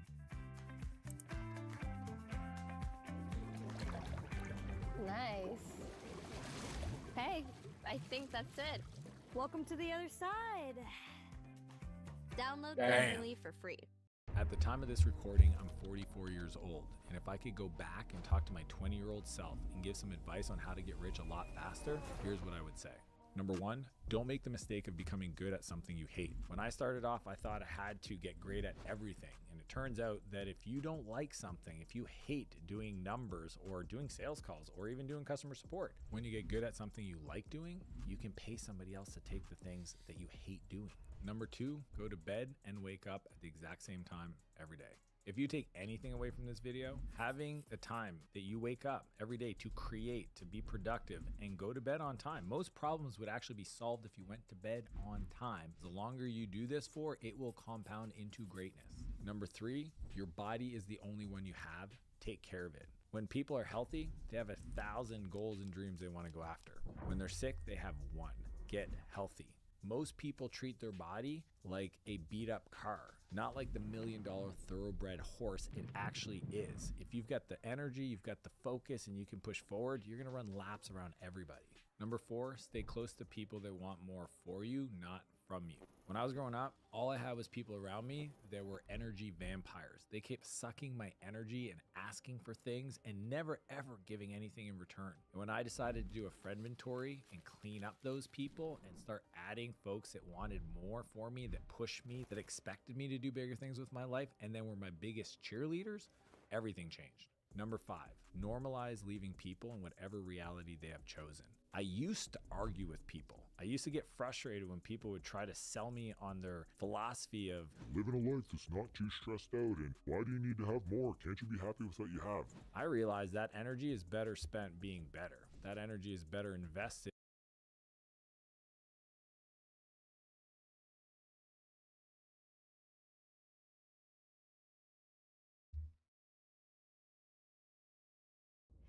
It's you versus you. It's one of the realest things I ever heard. I lived my life for so many years with this state of mind that I'm always in a competition with everybody. Every day I go on social media and I see somebody that's doing better than me, and it pisses me off. I spend my whole life with this frame of mind, and I think I'm starting to realize that the only way that you can grow and really hit your terminal velocity, really hit your most aligned self, is understanding that you ain't in competition with nobody. You're in competition with yourself. And when you can start to look at other people as your comrades, then you start to really become successful. When you realize that we're all literally put here on this earth, we're all got the human condition, all stuck with this question of what is our purpose, what are we here for, trying to figure this life out, you understand that it ain't no benefit in looking at this life as a competition with everybody else. We're all going to the same destination. It's all going to the same ending. So why are you spending all of this energy looking at the people around you as competition? There ain't no competition. It is only when you can see people as your comrades that you will start to be free. And I just got this shift of mind because I was reading this book. It's called The Courage to Be Disliked. And it's one of the best books that I've read over the last couple years. It's basically a conversation between this young lost boy and a psychologist. And the psychologist actually has this theory that is saying that it's not traumas and these previous life events that shape you and make you who you are today, which is what I always thought. That's how I was always brought up. They call that the Freudian psychology.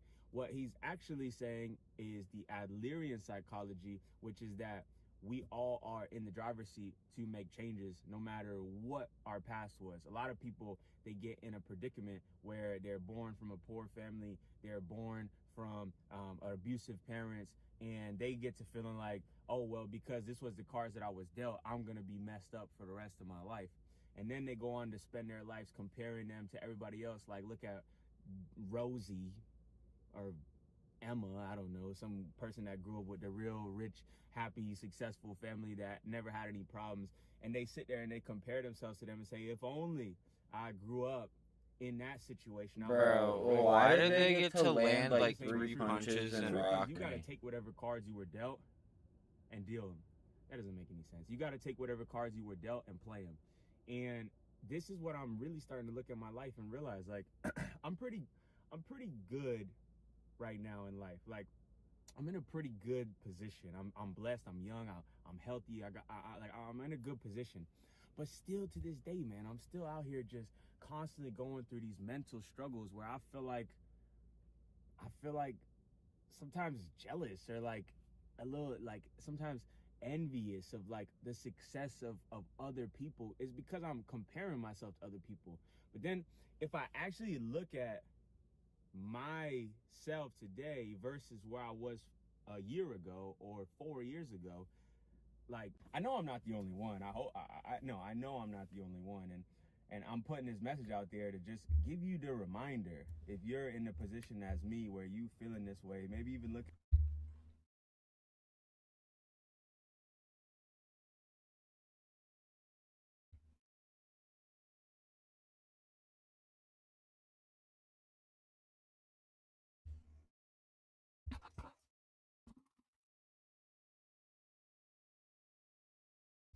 Yeah.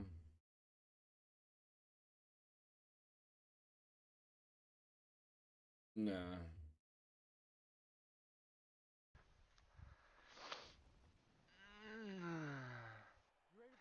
I thought you deleted it. I did. Bro. Why? Why would you delete it, bro? Like, literally. Trying to fight me? Or... Yeah, I just started a fight actually. I forgot I was loading into one.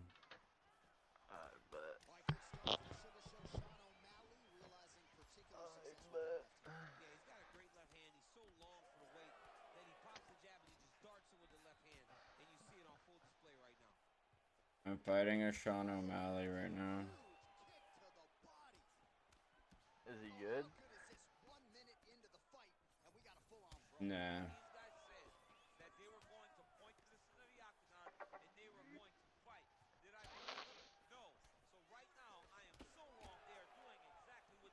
That was share stream.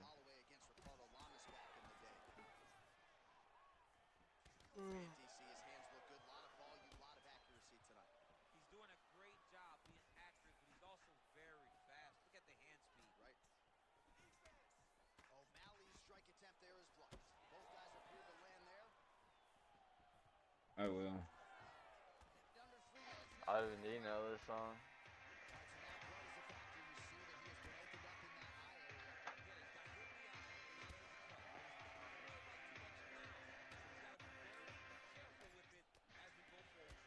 No?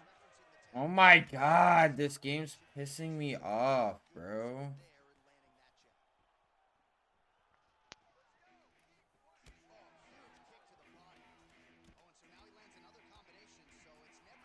Like when you're trying to throw a strike and then you get hit and it just cancels out.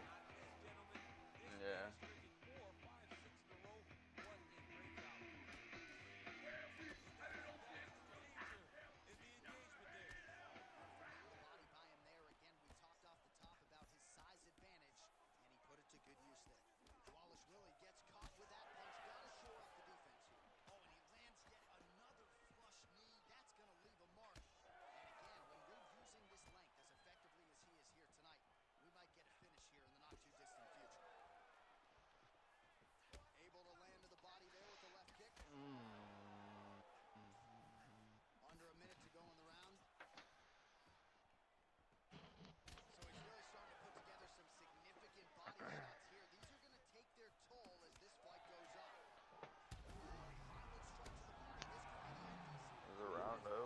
Almost. Chill out. Okay, bro.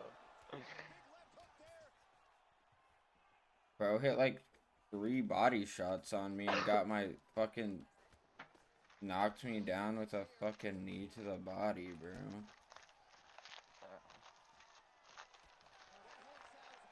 Chill out, bro.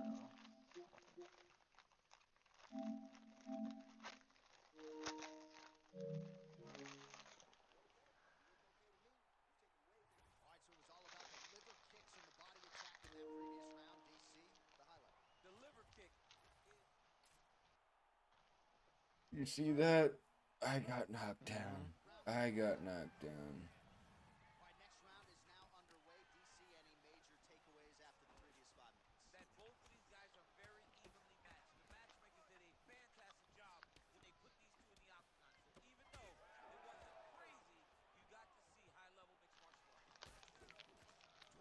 Bro. What? Stop throwing a jab after you're straight. Throw the jab first and then a straight. Like, bro. Should not be throwing jabs in your combination, bro. You should just be starting the combination with a jab.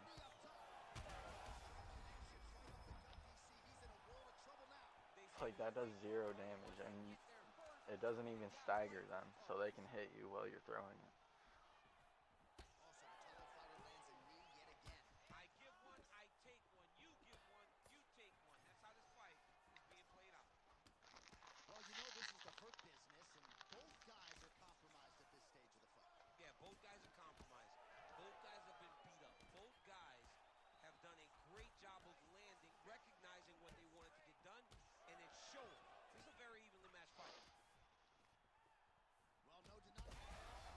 Nice.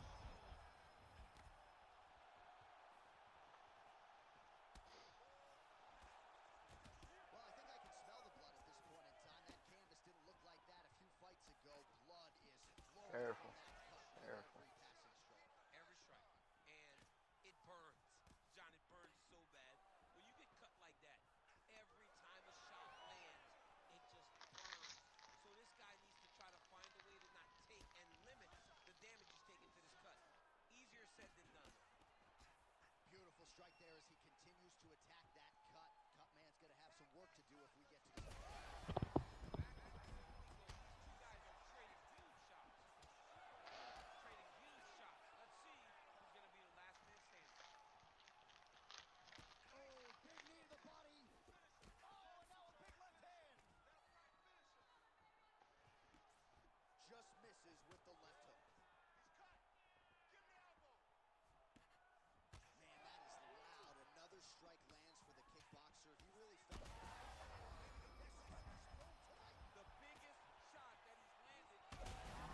Bro, I let go.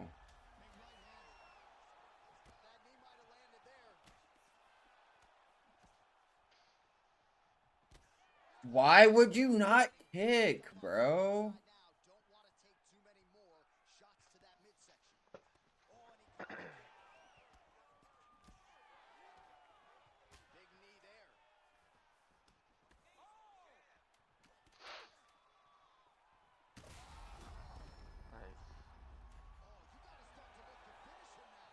I think you had that round.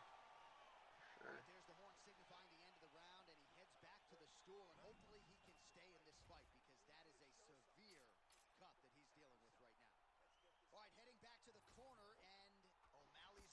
Damn, it was that close. I mean, you did have 3 knocks.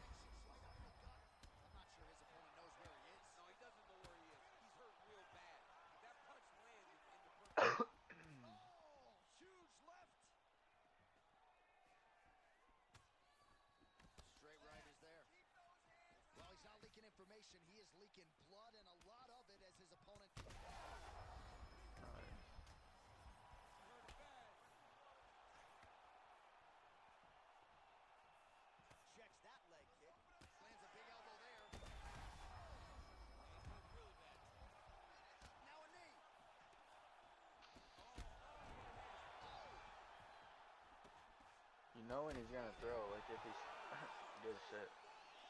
But you know when he's gonna throw. Like if he's staying on the pocket and walking towards you, bro. Like he's most likely gonna throw. So you could just step back and then like counter him.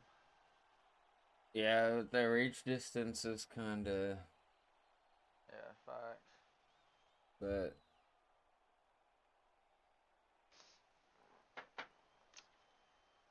But yeah, bruh. Were you doing better when you stopped throwing that fucking jab? Like. Yeah, I mean, I was trying to throw a hook, but I felt like I was forgetting to press the bumper. Yeah, you do way more damage, bro. That jab doesn't do shit.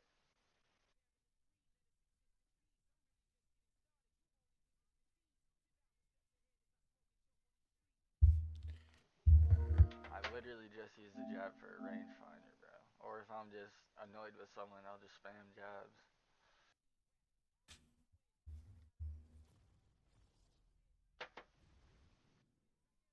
Oh, weight class.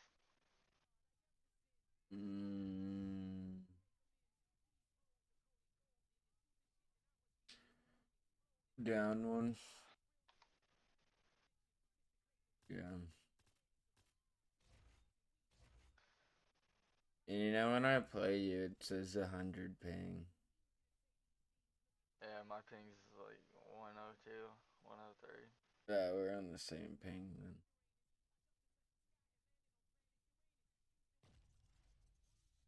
I've never used this Conor McGregor.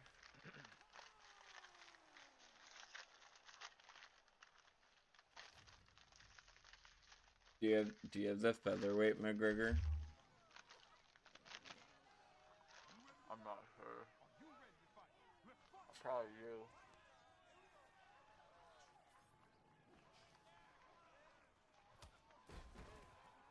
Ow.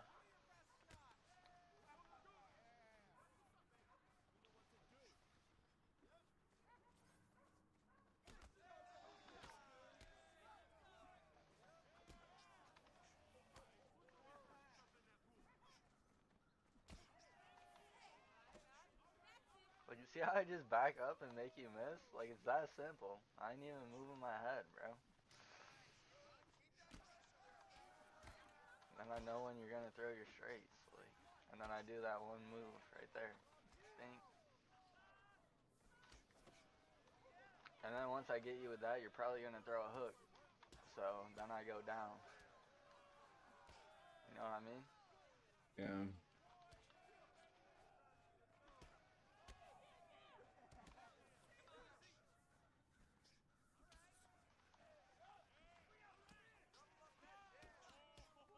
Oh shit, okay.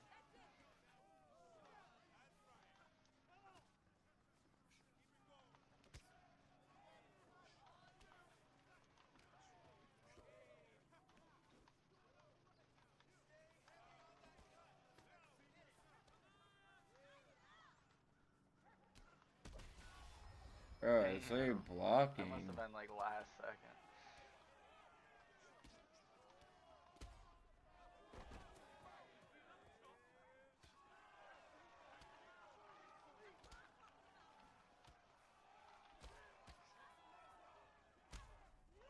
Bro, this is pissing me off. Like, I'm trying to throw and it's just not letting me.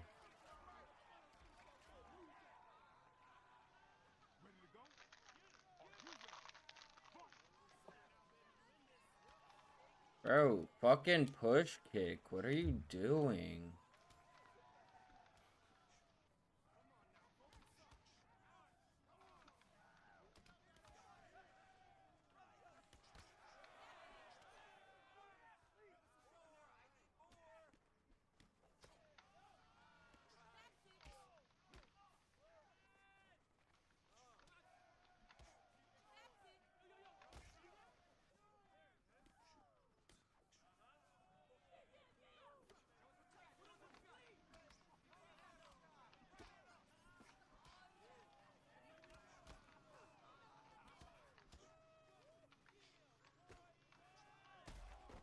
Run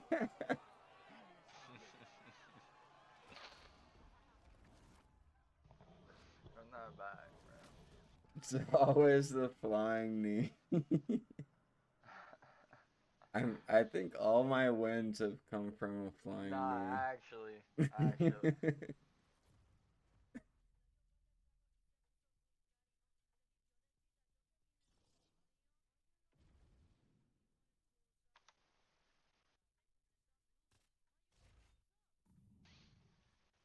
Dude, Volk is so short. He should go down a weight class. Wait, he's in featherweight? He's not in lightweight? Yeah, he's not in. He's only in featherweight. Wow. That's crazy.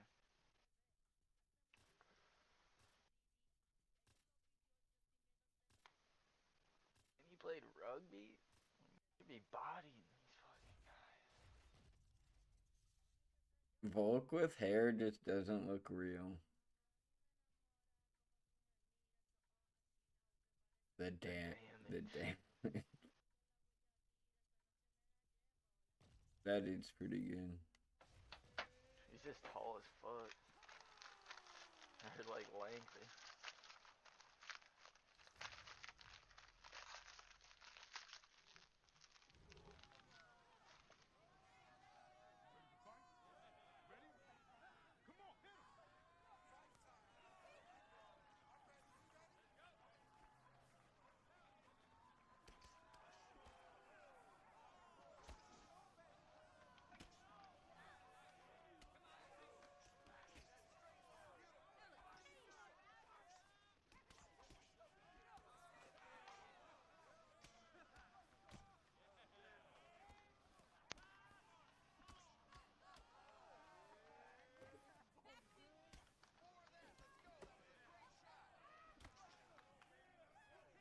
That knee should have hit.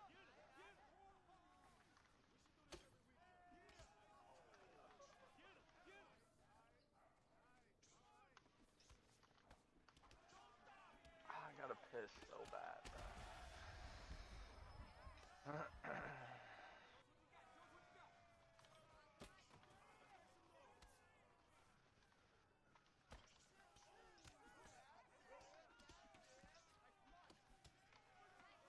Nah, but you do be going against like sweats though, like my level. Like that's crazy.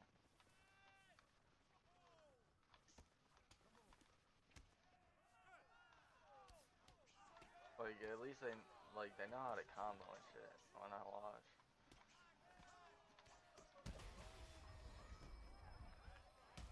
Oh, bro! Yo! Nah, run it back. Run it back. Another flying Nah, knee. bro. You're not getting any more of those on me, bro. Run it back. Dude, That's the last one you ever get, bro. I'm a flying knee demon, bro. Oh my god, I knew you were gonna fucking say that, bro. Like,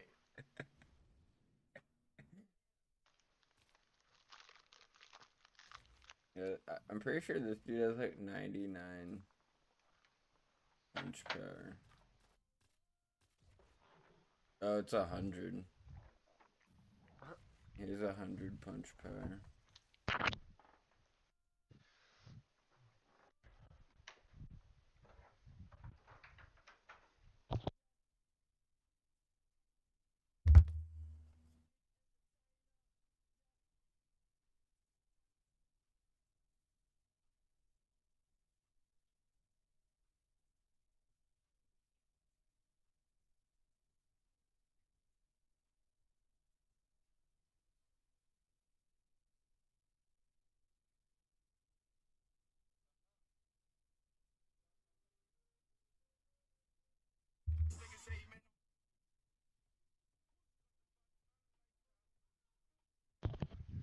yo. What's up? I went to this golf simulator, and the first hole, bro, I chipped it in with my sand wedge from the bunker. And the dude was like, he was like, oh, let's going. He's like, oh, nice shot. I'm like, it was nice. Like a hole in one? No, it wasn't a hole in one, but it was just, I chipped it in from the bunker from the sand pit. Oh, you're lucky that didn't land. All those chin would have been broken. Yo, get off me. Fucking elf.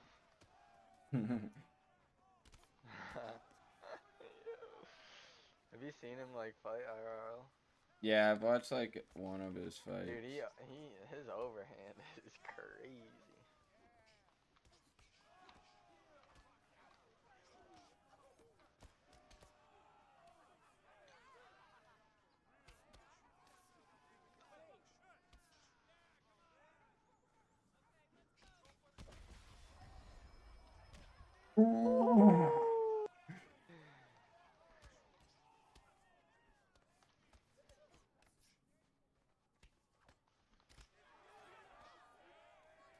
Chilling.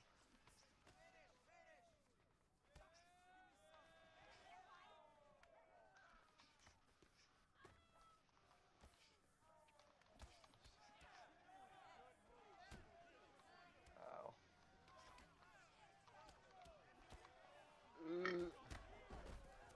Bro, like, why don't you fight like this against other people? I don't get it. I literally do. No, like, you're so much more, like, smooth with it when you fight me.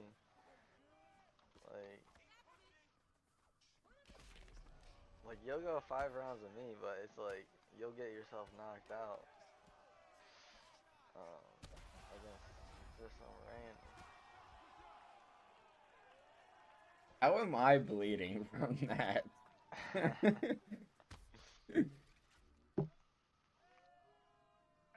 Why did he just turns around with a big ass cut on his eyebrow?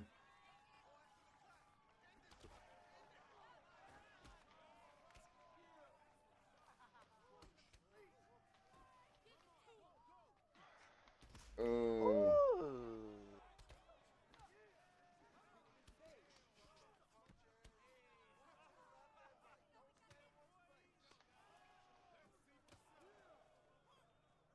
Fuck.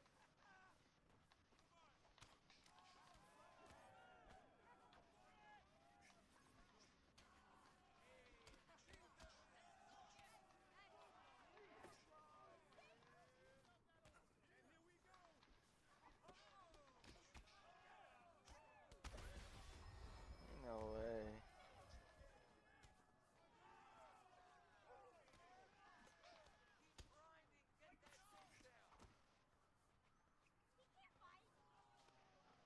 Yo, you really went for it. Nah, you asked for it. Oh, okay. How the fuck did you deny that? Bro, you just gotta hold both triggers down when you see it coming.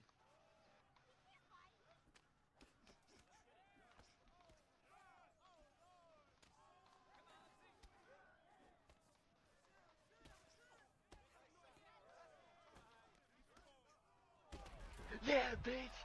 Yeah, bitch! Oh my How's gosh. that flying knee taste, bro? Not gonna lie, I didn't expect you to do it because you never do a flying knee. Yeah, facts.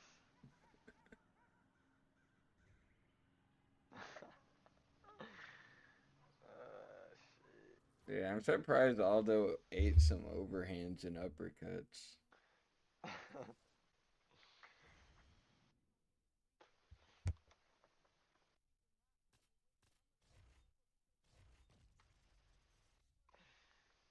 Vitorian. Yeah, he's pretty good.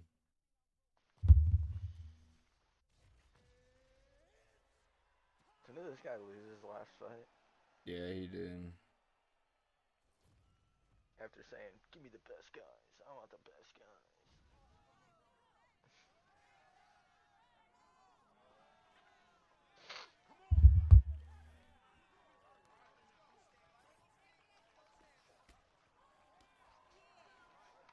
Oh, shit.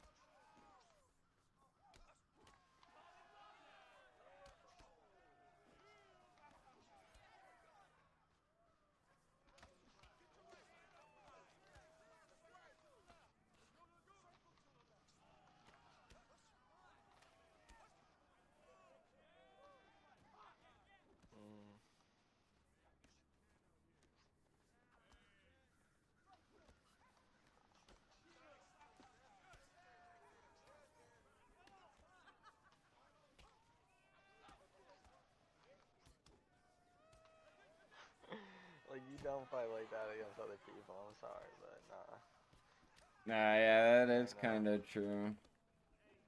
I don't like to pressure against people against the cage because you don't fight like they do. They'll start spamming elbows on the fucking cage wall. And I'm not trying to go near that when they start doing this. Yeah, facts. Dude, they fight so fucking gay. Like when they get in trouble. Oh my god, dude, nah, I actually know what you mean. Like you just gotta get through that like that stage of people who like don't know how to fight. They just be throwing shit. Yeah, they just spam like the randomest shit. Yeah, bro. Once you figure it out, bro, you'll see. Like you're literally fighting. I mean, you'd be knocking everyone out if you fought like this in ranked. And it's sometimes like the fact that they just throw random shit will just like catch me off guard. Yeah, but you'll just learn how everyone fights, and you'll see, man.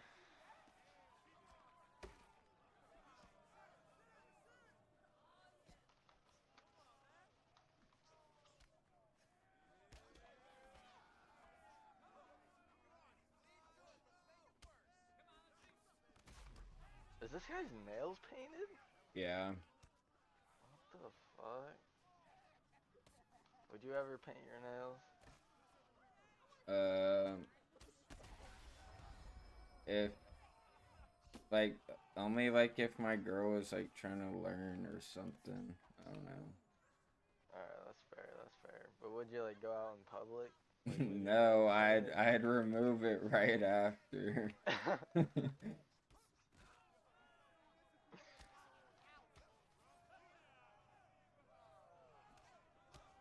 I told you, bro, that's the last time you're getting me with that shit.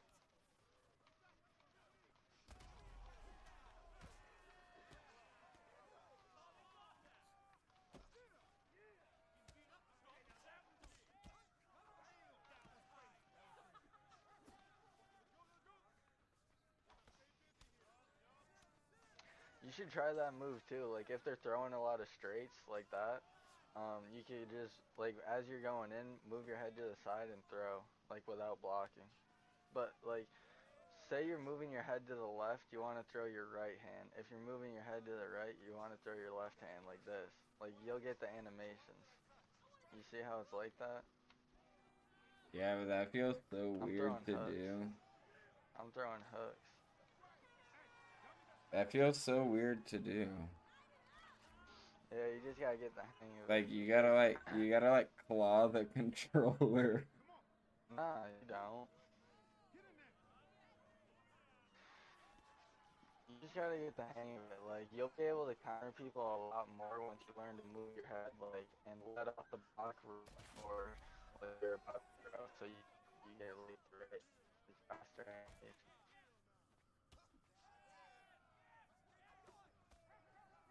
Cause like, look, when I'm down, block and throw, it's just a lot faster instead of like coming up and then throwing it.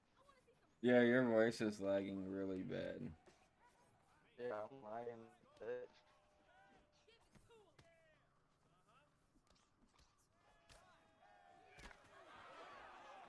Imagine.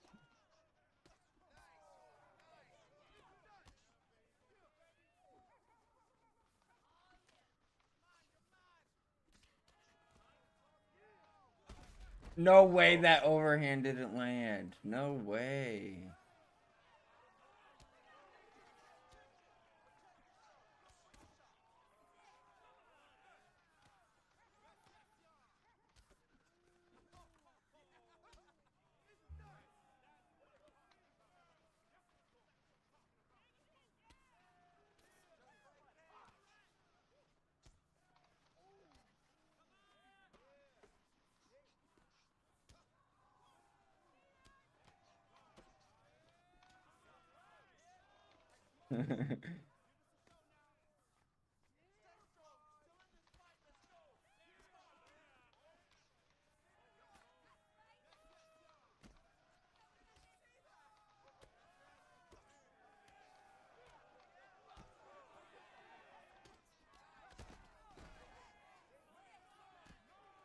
I didn't even. I literally didn't even press anything. I just punched you. Dude, that's crazy. He didn't follow through with the overhand. Like, how did he not follow through? He's like half a centimeter from your face. Bro, is Henry Cejudo fighting right now?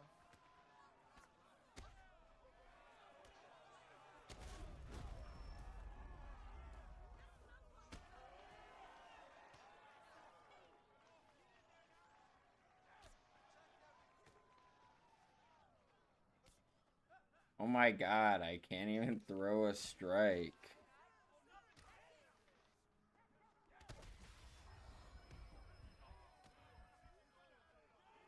Fuck.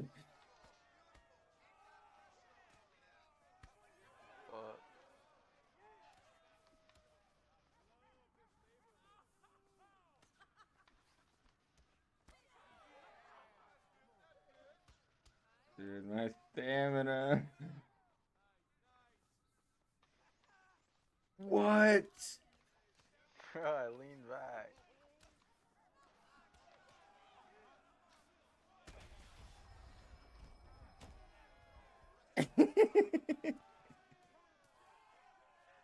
Oh! Bro, oh shit! No! I got stuck in the animation. Bro, you would throw that, bro, knowing I'm stuck in the animation. You would throw that, bro.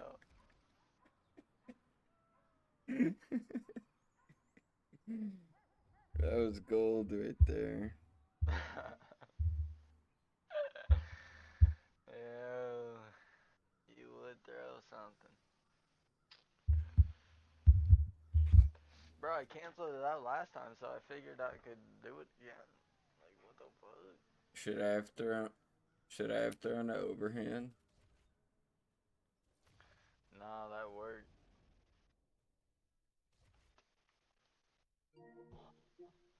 Right, you trying to watch me fight or what? Bro, I'll watch one and then I'm fighting. Dude, my record's cooked 69 and 79. Damn. In one draw. Damn. Are you watching?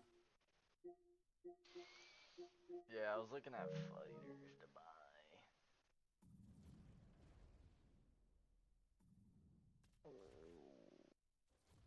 Do I have enough to buy one?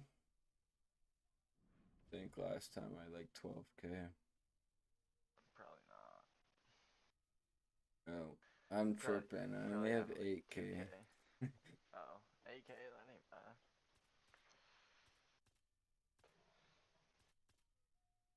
It goes up pretty quick. Like, I've bought a lot of fighters playing ranked, so. Yeah, ranked it definitely gives you a lot more stuff than like quick play. Yeah. What's the difference between this one and like the normal one? What do you mean? The normal one wears pink shorts too. Oh, the Sean O'Malley? Yeah. I don't know. Probably just has different, like, badges.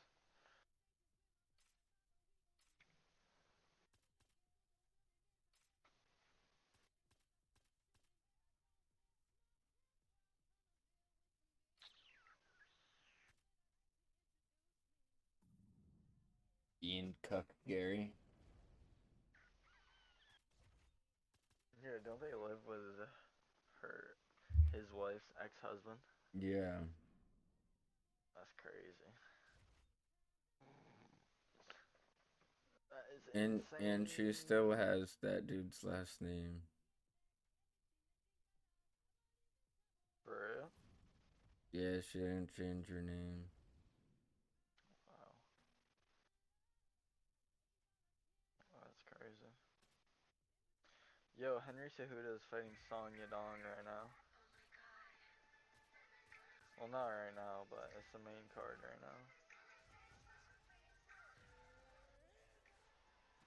I don't think Max Holloway should have the BMF anymore. Why? Because he got knocked out by Ilya? Yeah. I thought they were putting both their belts on the line.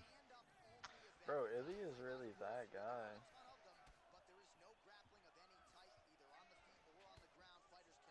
Ain't that crazy?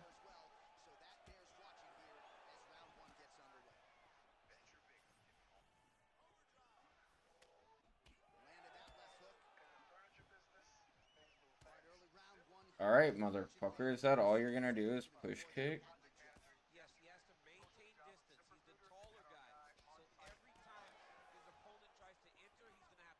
God, how many fucking ads, bro? Like, I cannot do these commercials. I can't.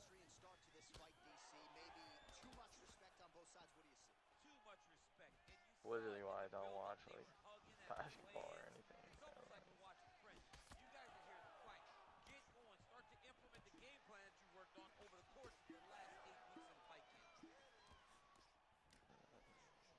holy ads.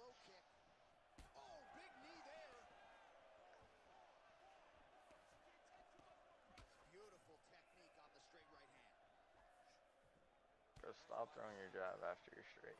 Dude, I'm trying. It won't let me throw a fucking hook. Dude, it's fucking lagging.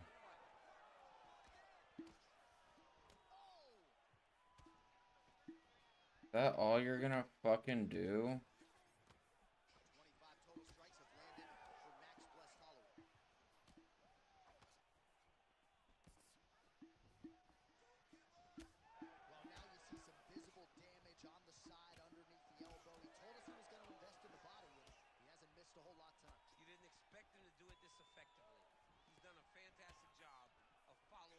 Corner McGregor. Good series of punches by him there. He has certainly had no trouble finding the range zone. He is finding a target with... Bro, can it stop fucking lagging?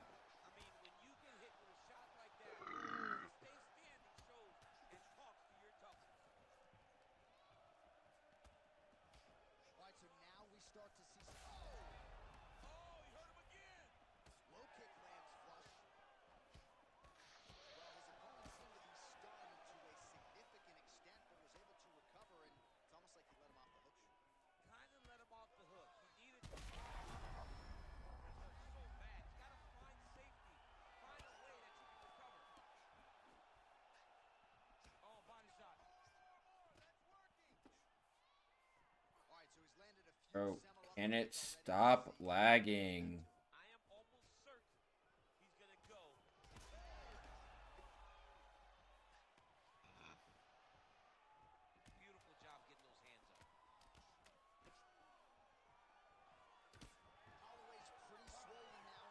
Like, it literally won't let me block.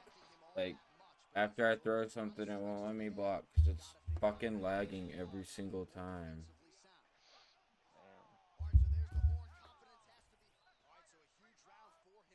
Nice striking, well played.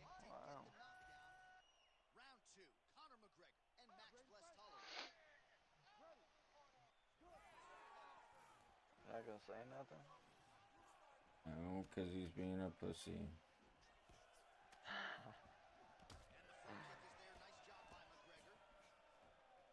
Starting to do some really significant damage to the... And it was perfect. It was absolutely perfect, John. Great placement on that uppercut. Rips the body there. Oh!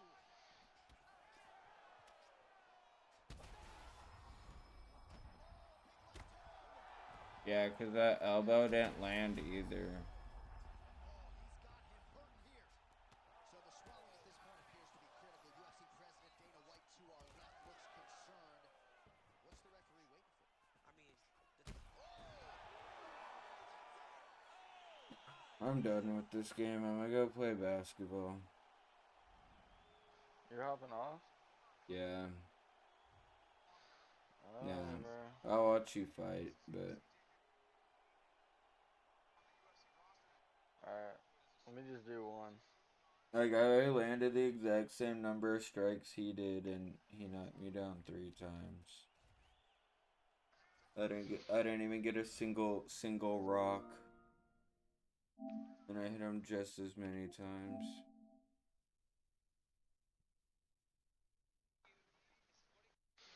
Let me just knock someone out real quick. Who do you use, Max? Yeah. No way. Same fight, bro. Mm. That's kind of crazy. Is that the same guy? Doubt it. Well, in ranked, you can go against different divisions, right? Yeah. Dude, I just lagged so hard. It's still frozen. Well, it looks like his Wi-Fi's really bad. It might be him. Nah, it is him for sure. Bruh. I'll take the win. I feel like the game does benefits people who lag. Like, you have to play with them, like, on their lagginess. Yeah, facts.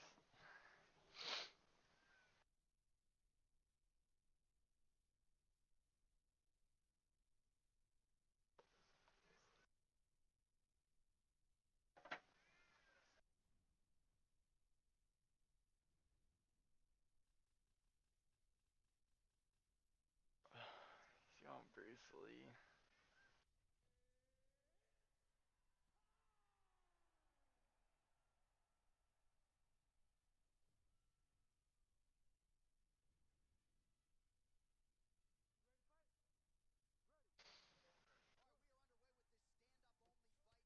Okay, bitch. Where do you fake? He fake, Yeah, I was fake trying to touch touch gloves and gloves. I was trying to touch gloves and he just hit me.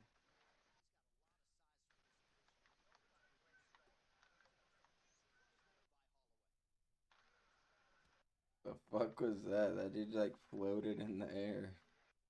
Yeah, what?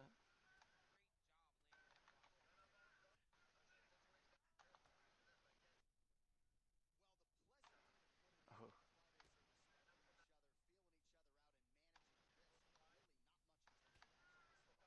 What the fuck?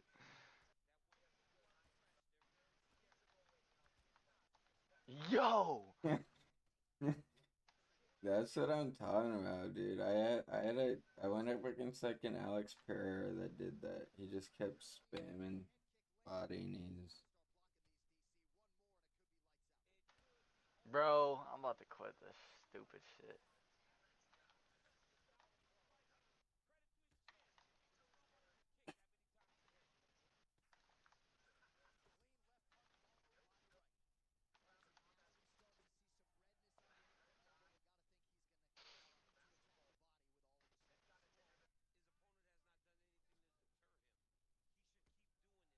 Bitch.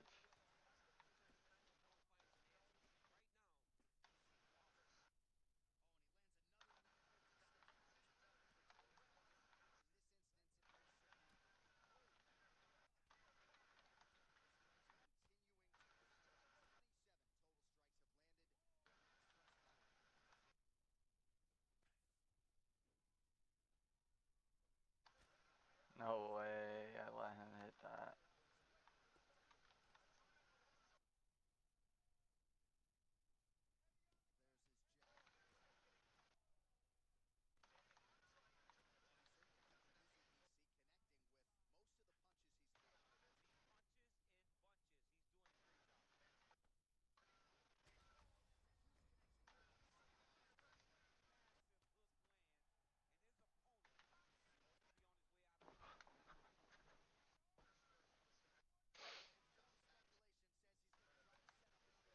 This guy is such a pussy.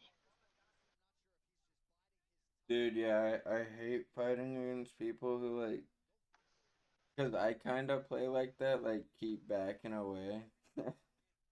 So I hate when like when people do it to me.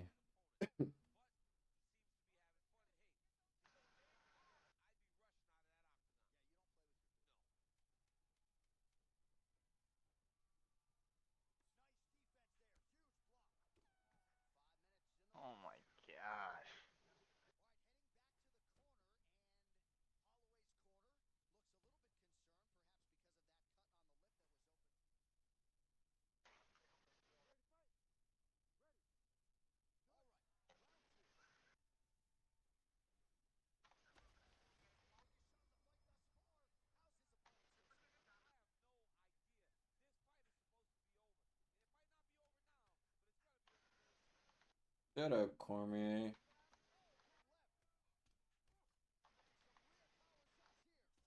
Damn, bro. Does Wow, he I have like how like that hit.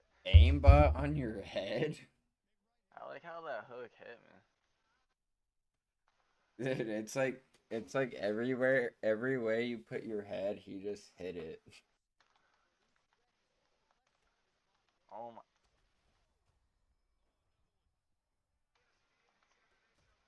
Ooh. Pussy. The back of the dome.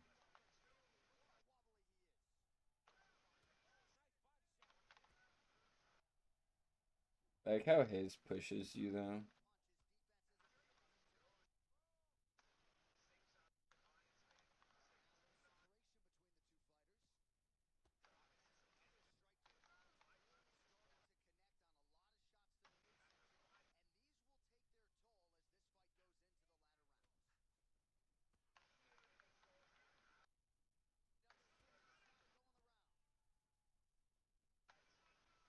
Hmm. That was so close.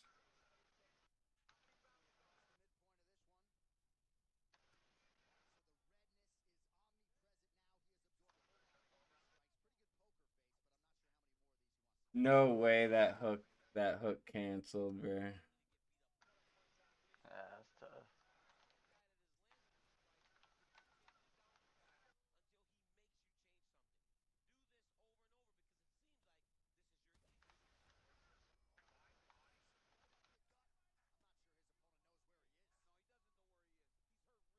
No.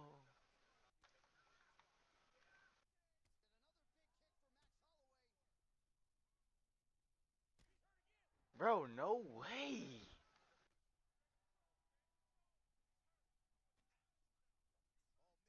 Yeah, you were late.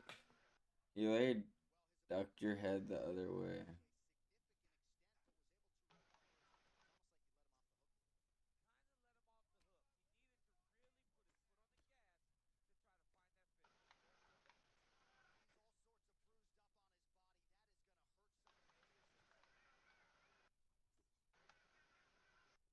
Like 30 seconds left in the round.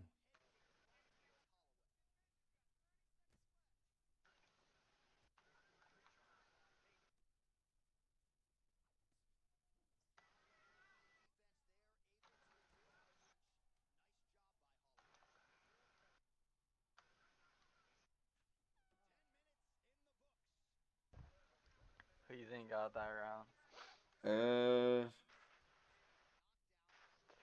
Damn, he knocked me down. Yeah.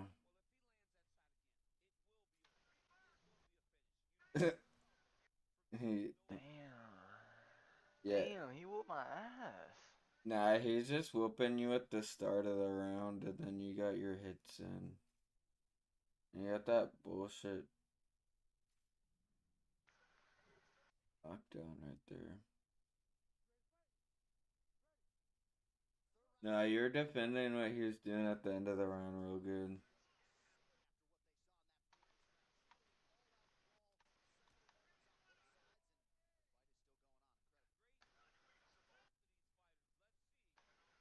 Damn, dude, this dude's like a pro kicker.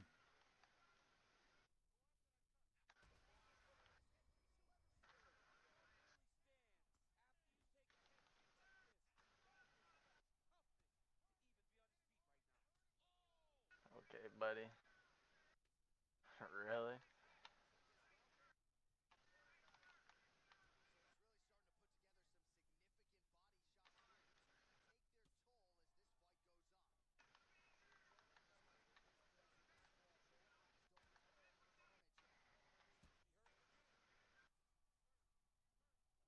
There's no way he's hurting me this bad, like.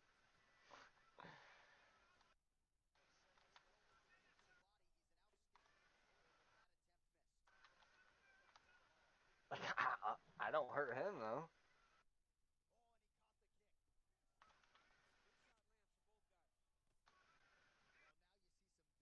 Good block.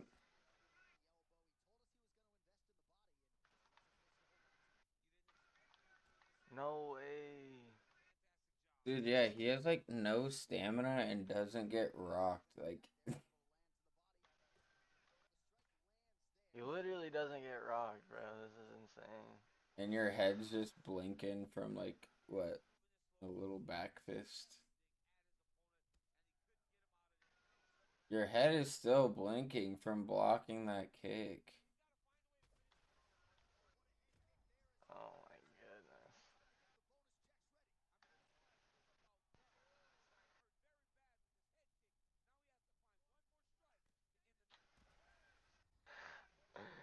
He has no stamina.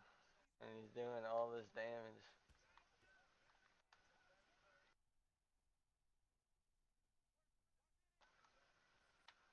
Yeah, he keeps ducking his head down. Try and hit him with an uppercut.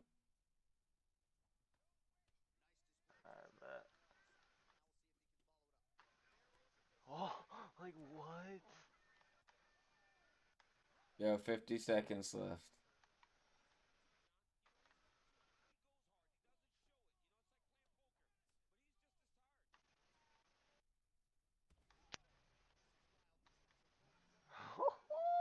$30 seconds. 30 seconds.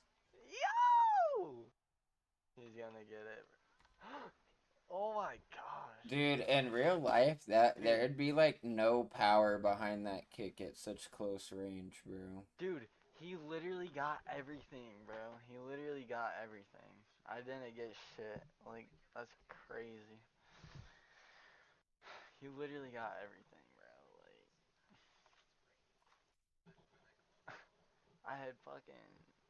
He hit Oh you 10 more times, 11 more times, it knocked you down 6 and stunned you 7. Bro. I guess. I was good at kicking, but I mean, the game didn't give me shit. Yeah, you got one knockdown, and that's because you countered him, like, and he never got rocked again. Bro.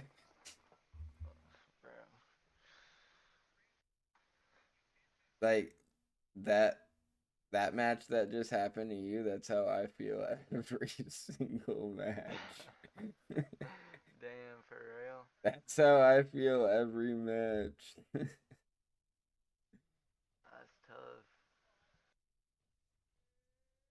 That was fucking retarded, bro. Like, Are you O'Malley or are you the other dude? the other dude. I feel like you used to like Sean O'Malley a lot, but now you don't. I don't know.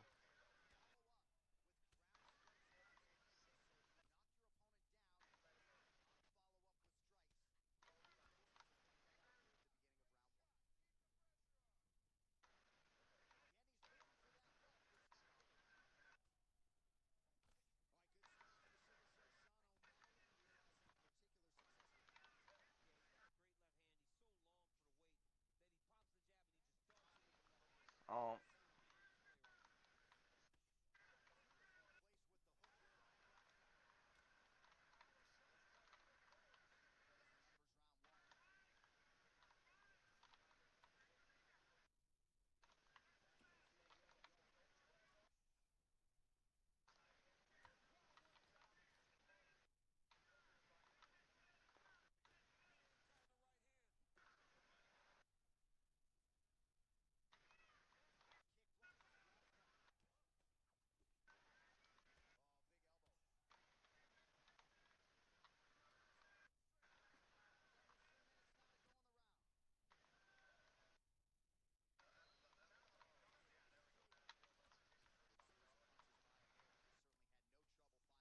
I like how he's just swinging. You hit him with a clean uppercut, and then he just connects hooks right after. Like it I doesn't. know. Like it just does nothing to him.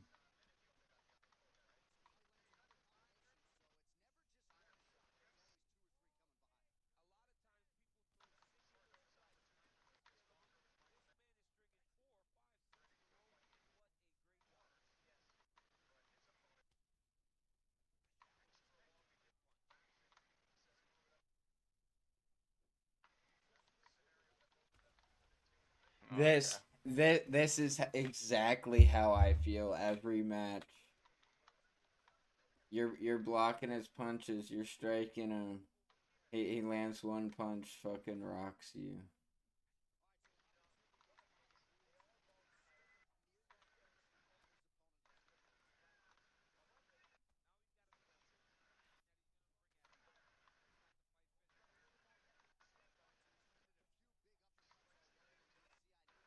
Dude, it's like he can just throw unlimited number of strikes. Like, do you see how much he's throwing, dude?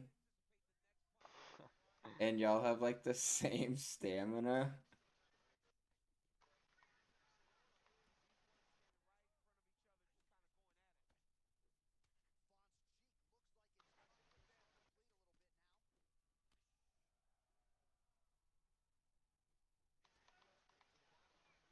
Look at the fight stats. I want to see how many strikes he threw.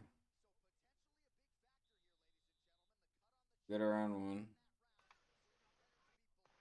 Dude, he threw 120. Holy fuck.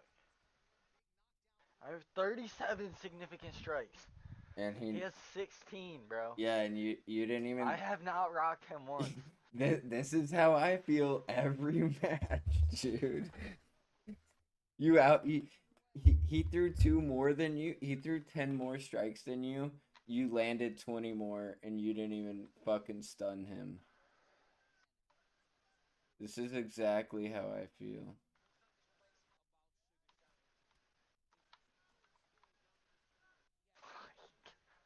What do I have to do?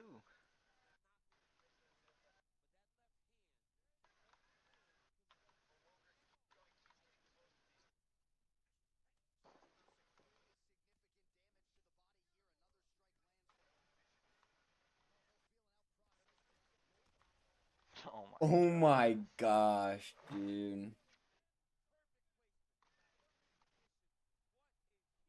I'm telling you, bro, it's those stupid uppercuts, dude.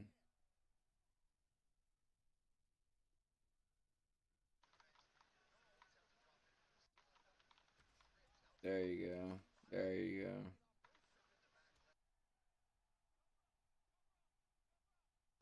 Oh my gosh.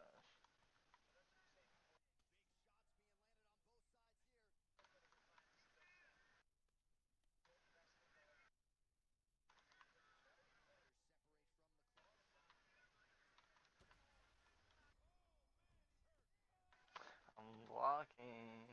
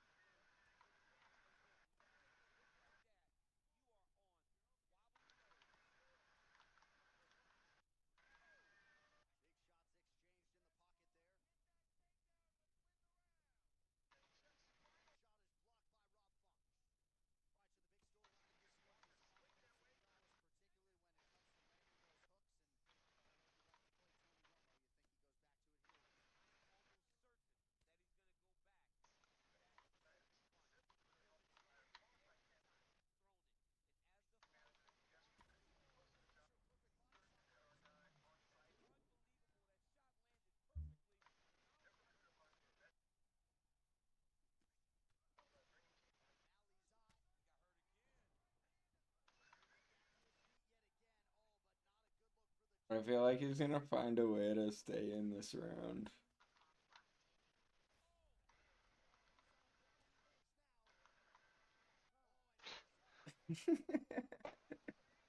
Dude hits you with a jab and stuns you. After you've knocked him down like 3 consecutive times, he hits you with the jab and. Yep. Like, you know how much I have to do to hurt him, and then he just throws a jab? Dude, yeah, it's so stupid. He should be knocked the fuck out right now. Like, bro, 33 significant strikes, 37 significant strikes. That's that's that's that's Wait, 33 and 37, that's 77, 67. like, bro, Yeah, 67. shit is crazy.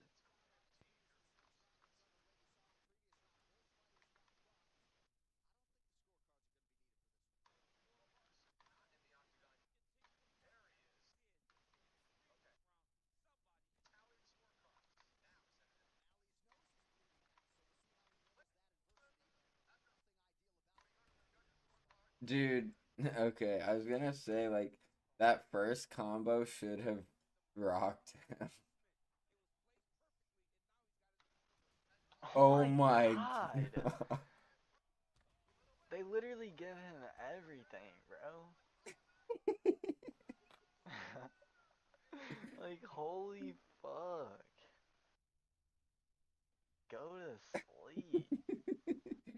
Dude, he looked like a little insect, like, on the ground when he when he flopped around. But dude, dude, look at that. Like, you hit double the strikes, and it took it that long to knock him out. It took the third round. Jesus. Yeah, literally. Insane. I don't think he should have knocked him out the first round, but definitely the second round. He should not have. Yeah, He should. definitely. He should not have even made it out that round. Definitely.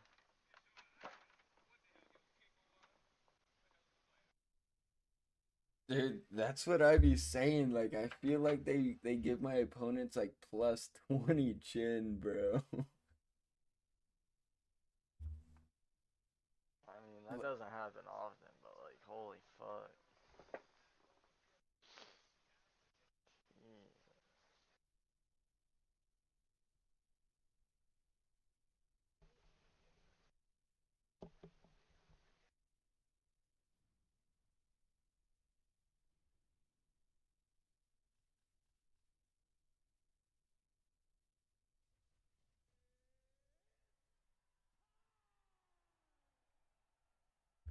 Oh, this guy is the good version of Masvidal.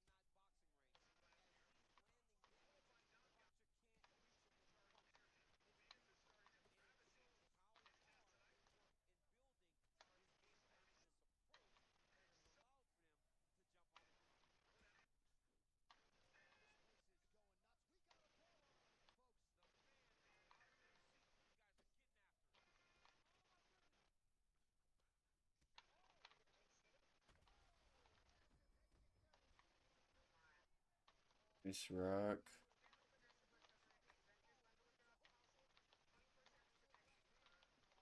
Damn, you're reading this dude like a book.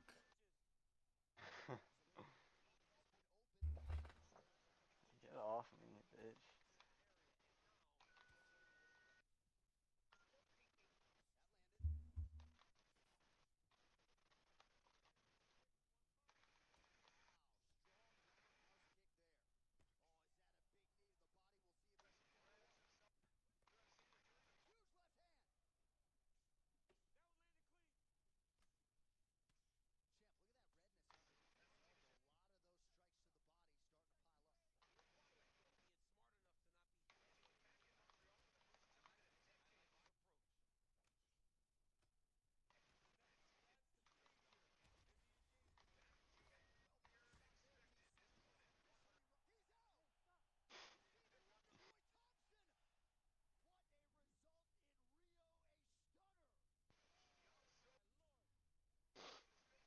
Had to get my get back.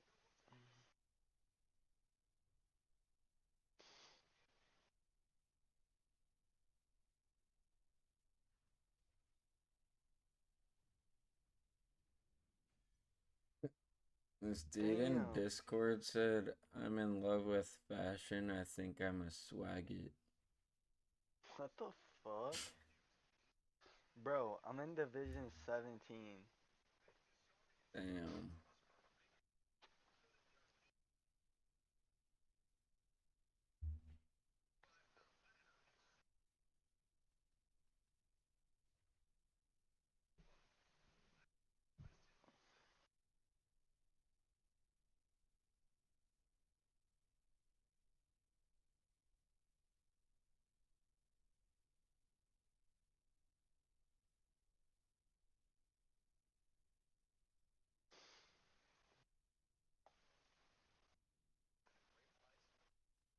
Where should I go?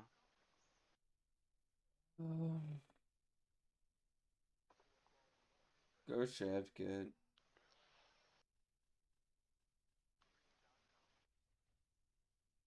Cat's either good or his chin gets fucking cracked. You guys going Kamaru? The fuck?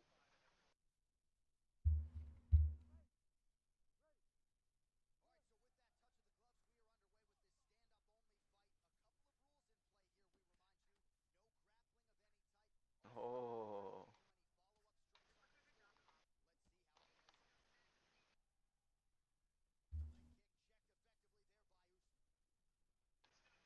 Oh. I guess this is Division 17. You said the highest was 20, right? Yeah.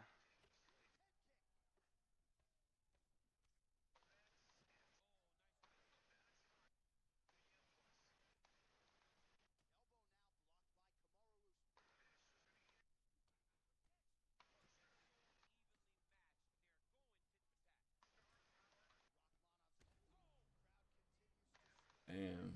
I felt like that was the first body shot you landed. That was a heavy ass body kick,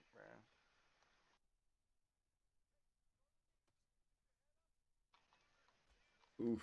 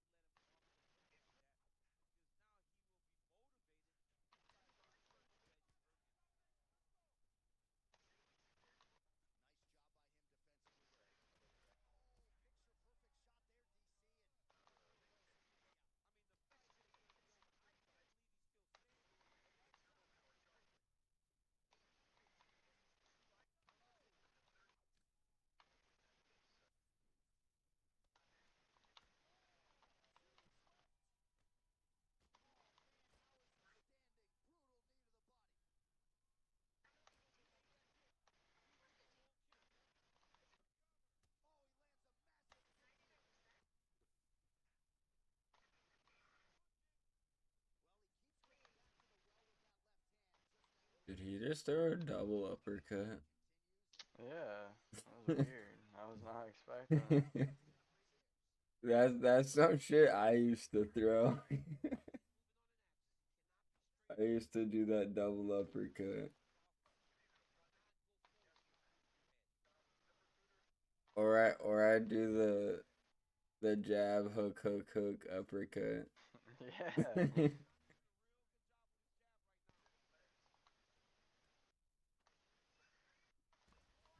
No I thought way. that was an overhand. I ain't even gonna lie.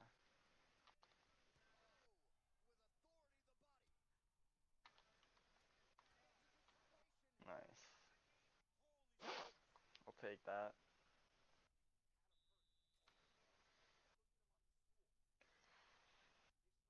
You think I got that round?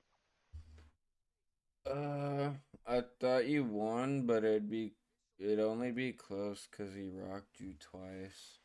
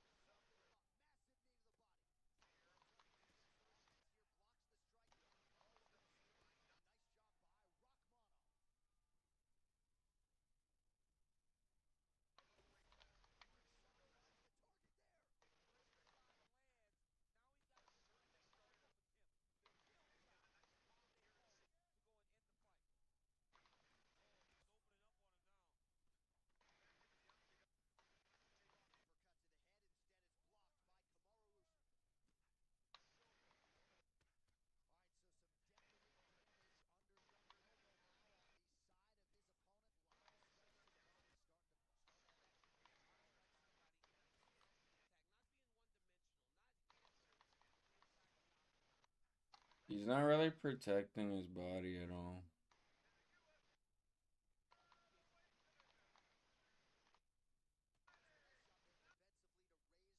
Dude, no way that kick did no damage. Whenever you lean into a kick, even blocking, it should knock you back.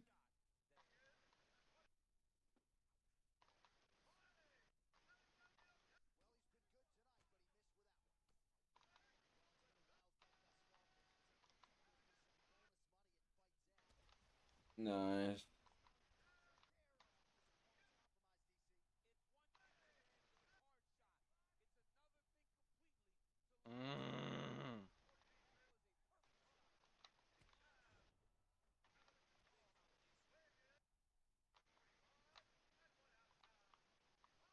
What?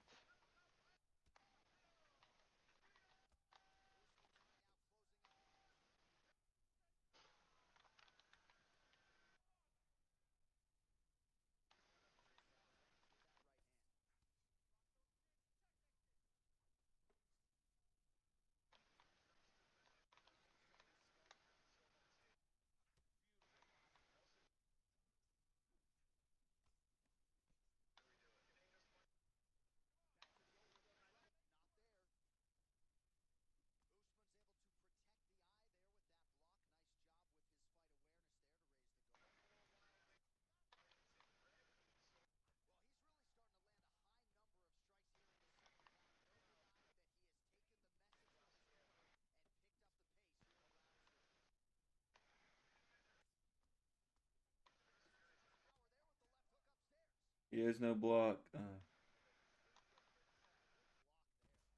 Wow.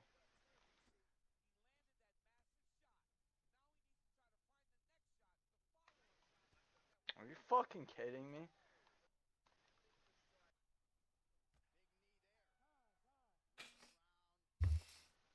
Dude, they're getting crazy lucky rocks on you.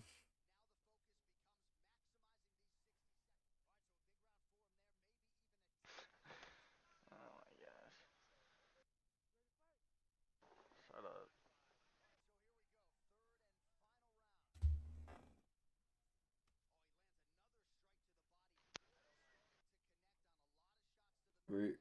Were you talking to the commentator?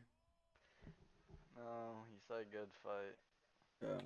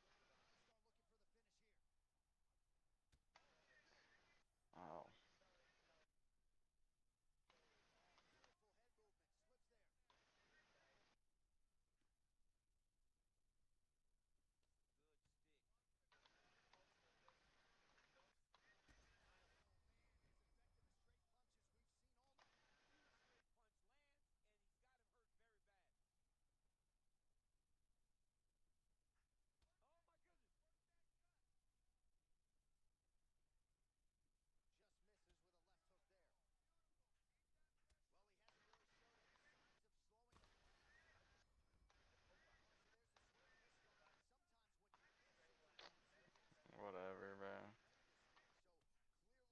Any strike he fucking lands rocks me.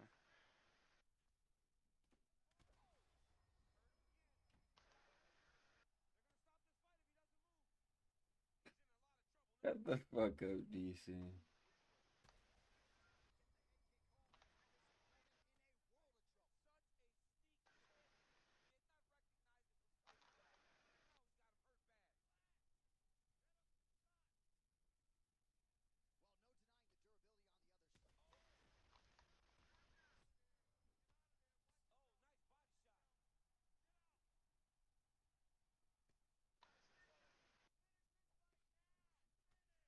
Ooh, yo, I'd back off him and try and just take it to decision. Not gonna lie.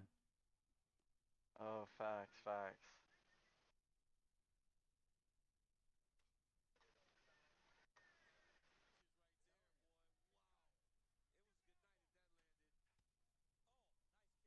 And if he tries to throw something big, obviously try and counter him.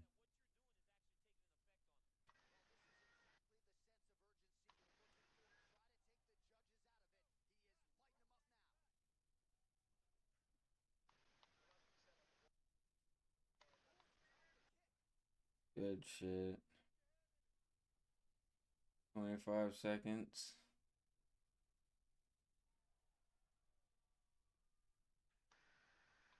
Watch out for a flying knee.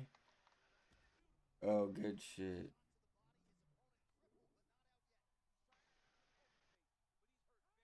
Let's go. I think I got that.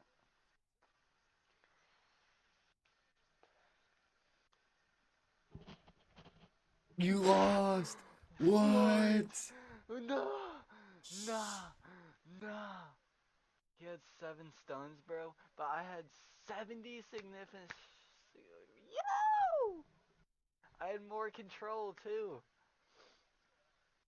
Yo, Bro, go to the what? judges' scorecards. What? Alright, he won round 1. Crazy. Just because he had 1 more stun than me. He won round 3 too.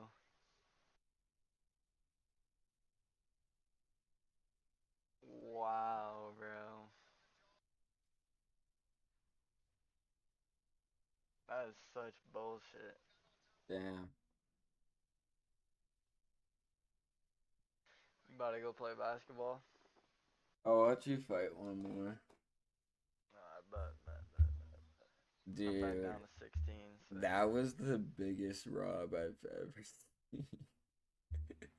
I think I should have won that, bro. No, yeah, you definitely should have won that. Like, dude, he just got like every rock. Like, he'd hit you with like a straight punch and just rock you.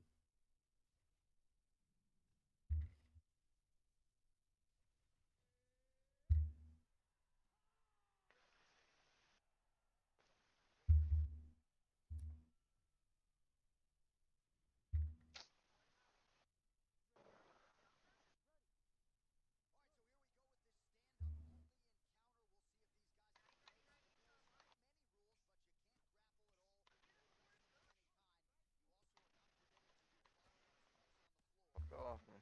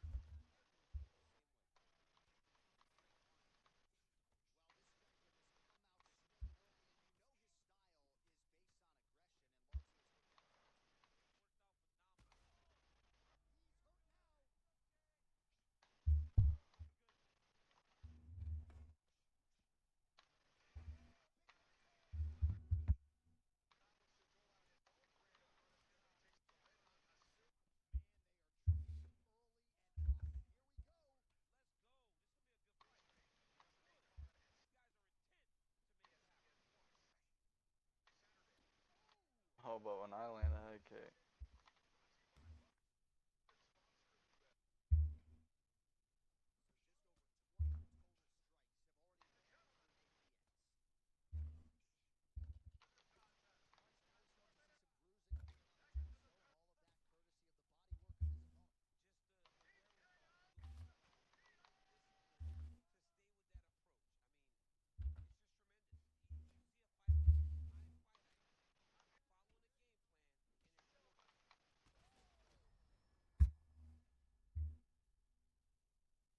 quit? Yes, bro. The fuck?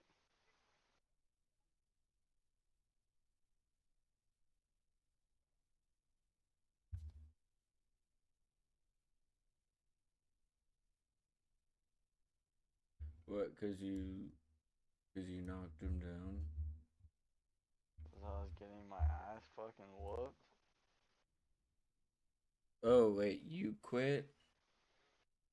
Yeah. I thought he quit.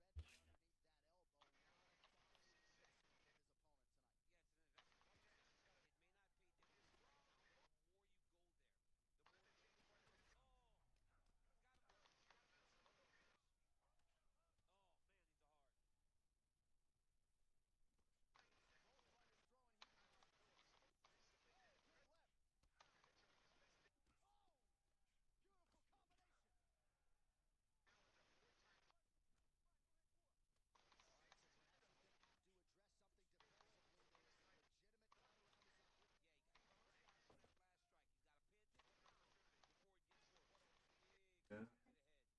But alright.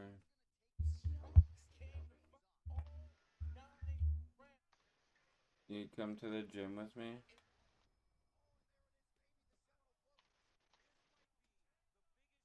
Hmm? Sorry. Can you hear me now? Will you go to the gym with me?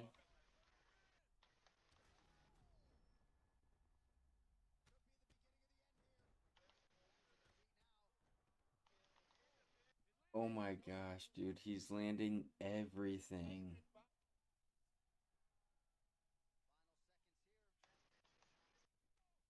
Dude, I'm so surprised he didn't get knocked out there. Whew. That was a close one. Dude, he literally landed everything. I know.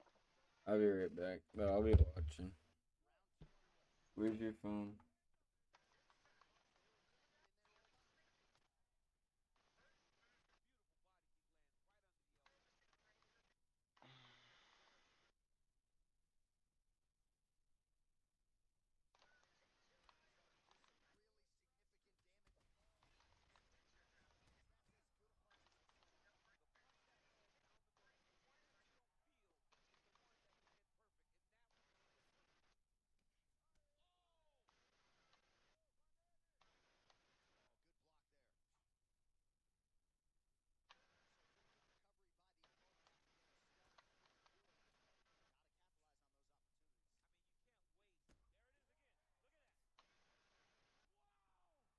Dude, I've never rocked someone with a body hook.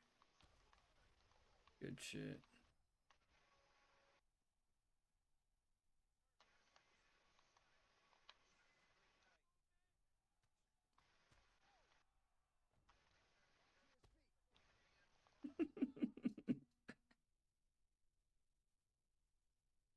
Now you know how that one was funny. Bro, what the fuck? Dude, they're making you fight hard for your victory.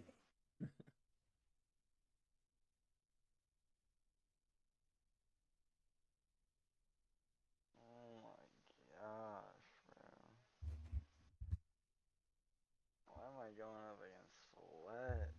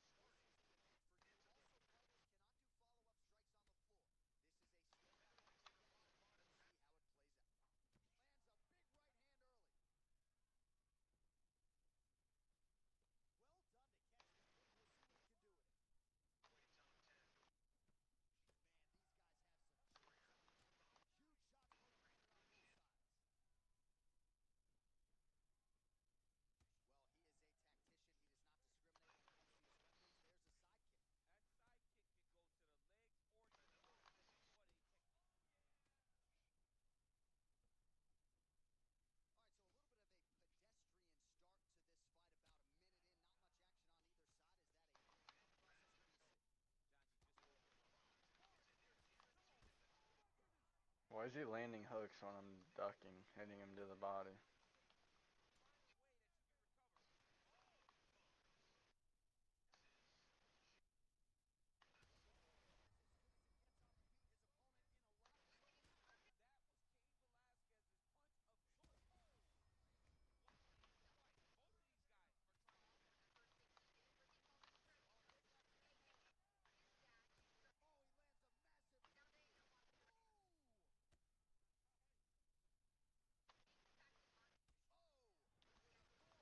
I'm getting off, bro.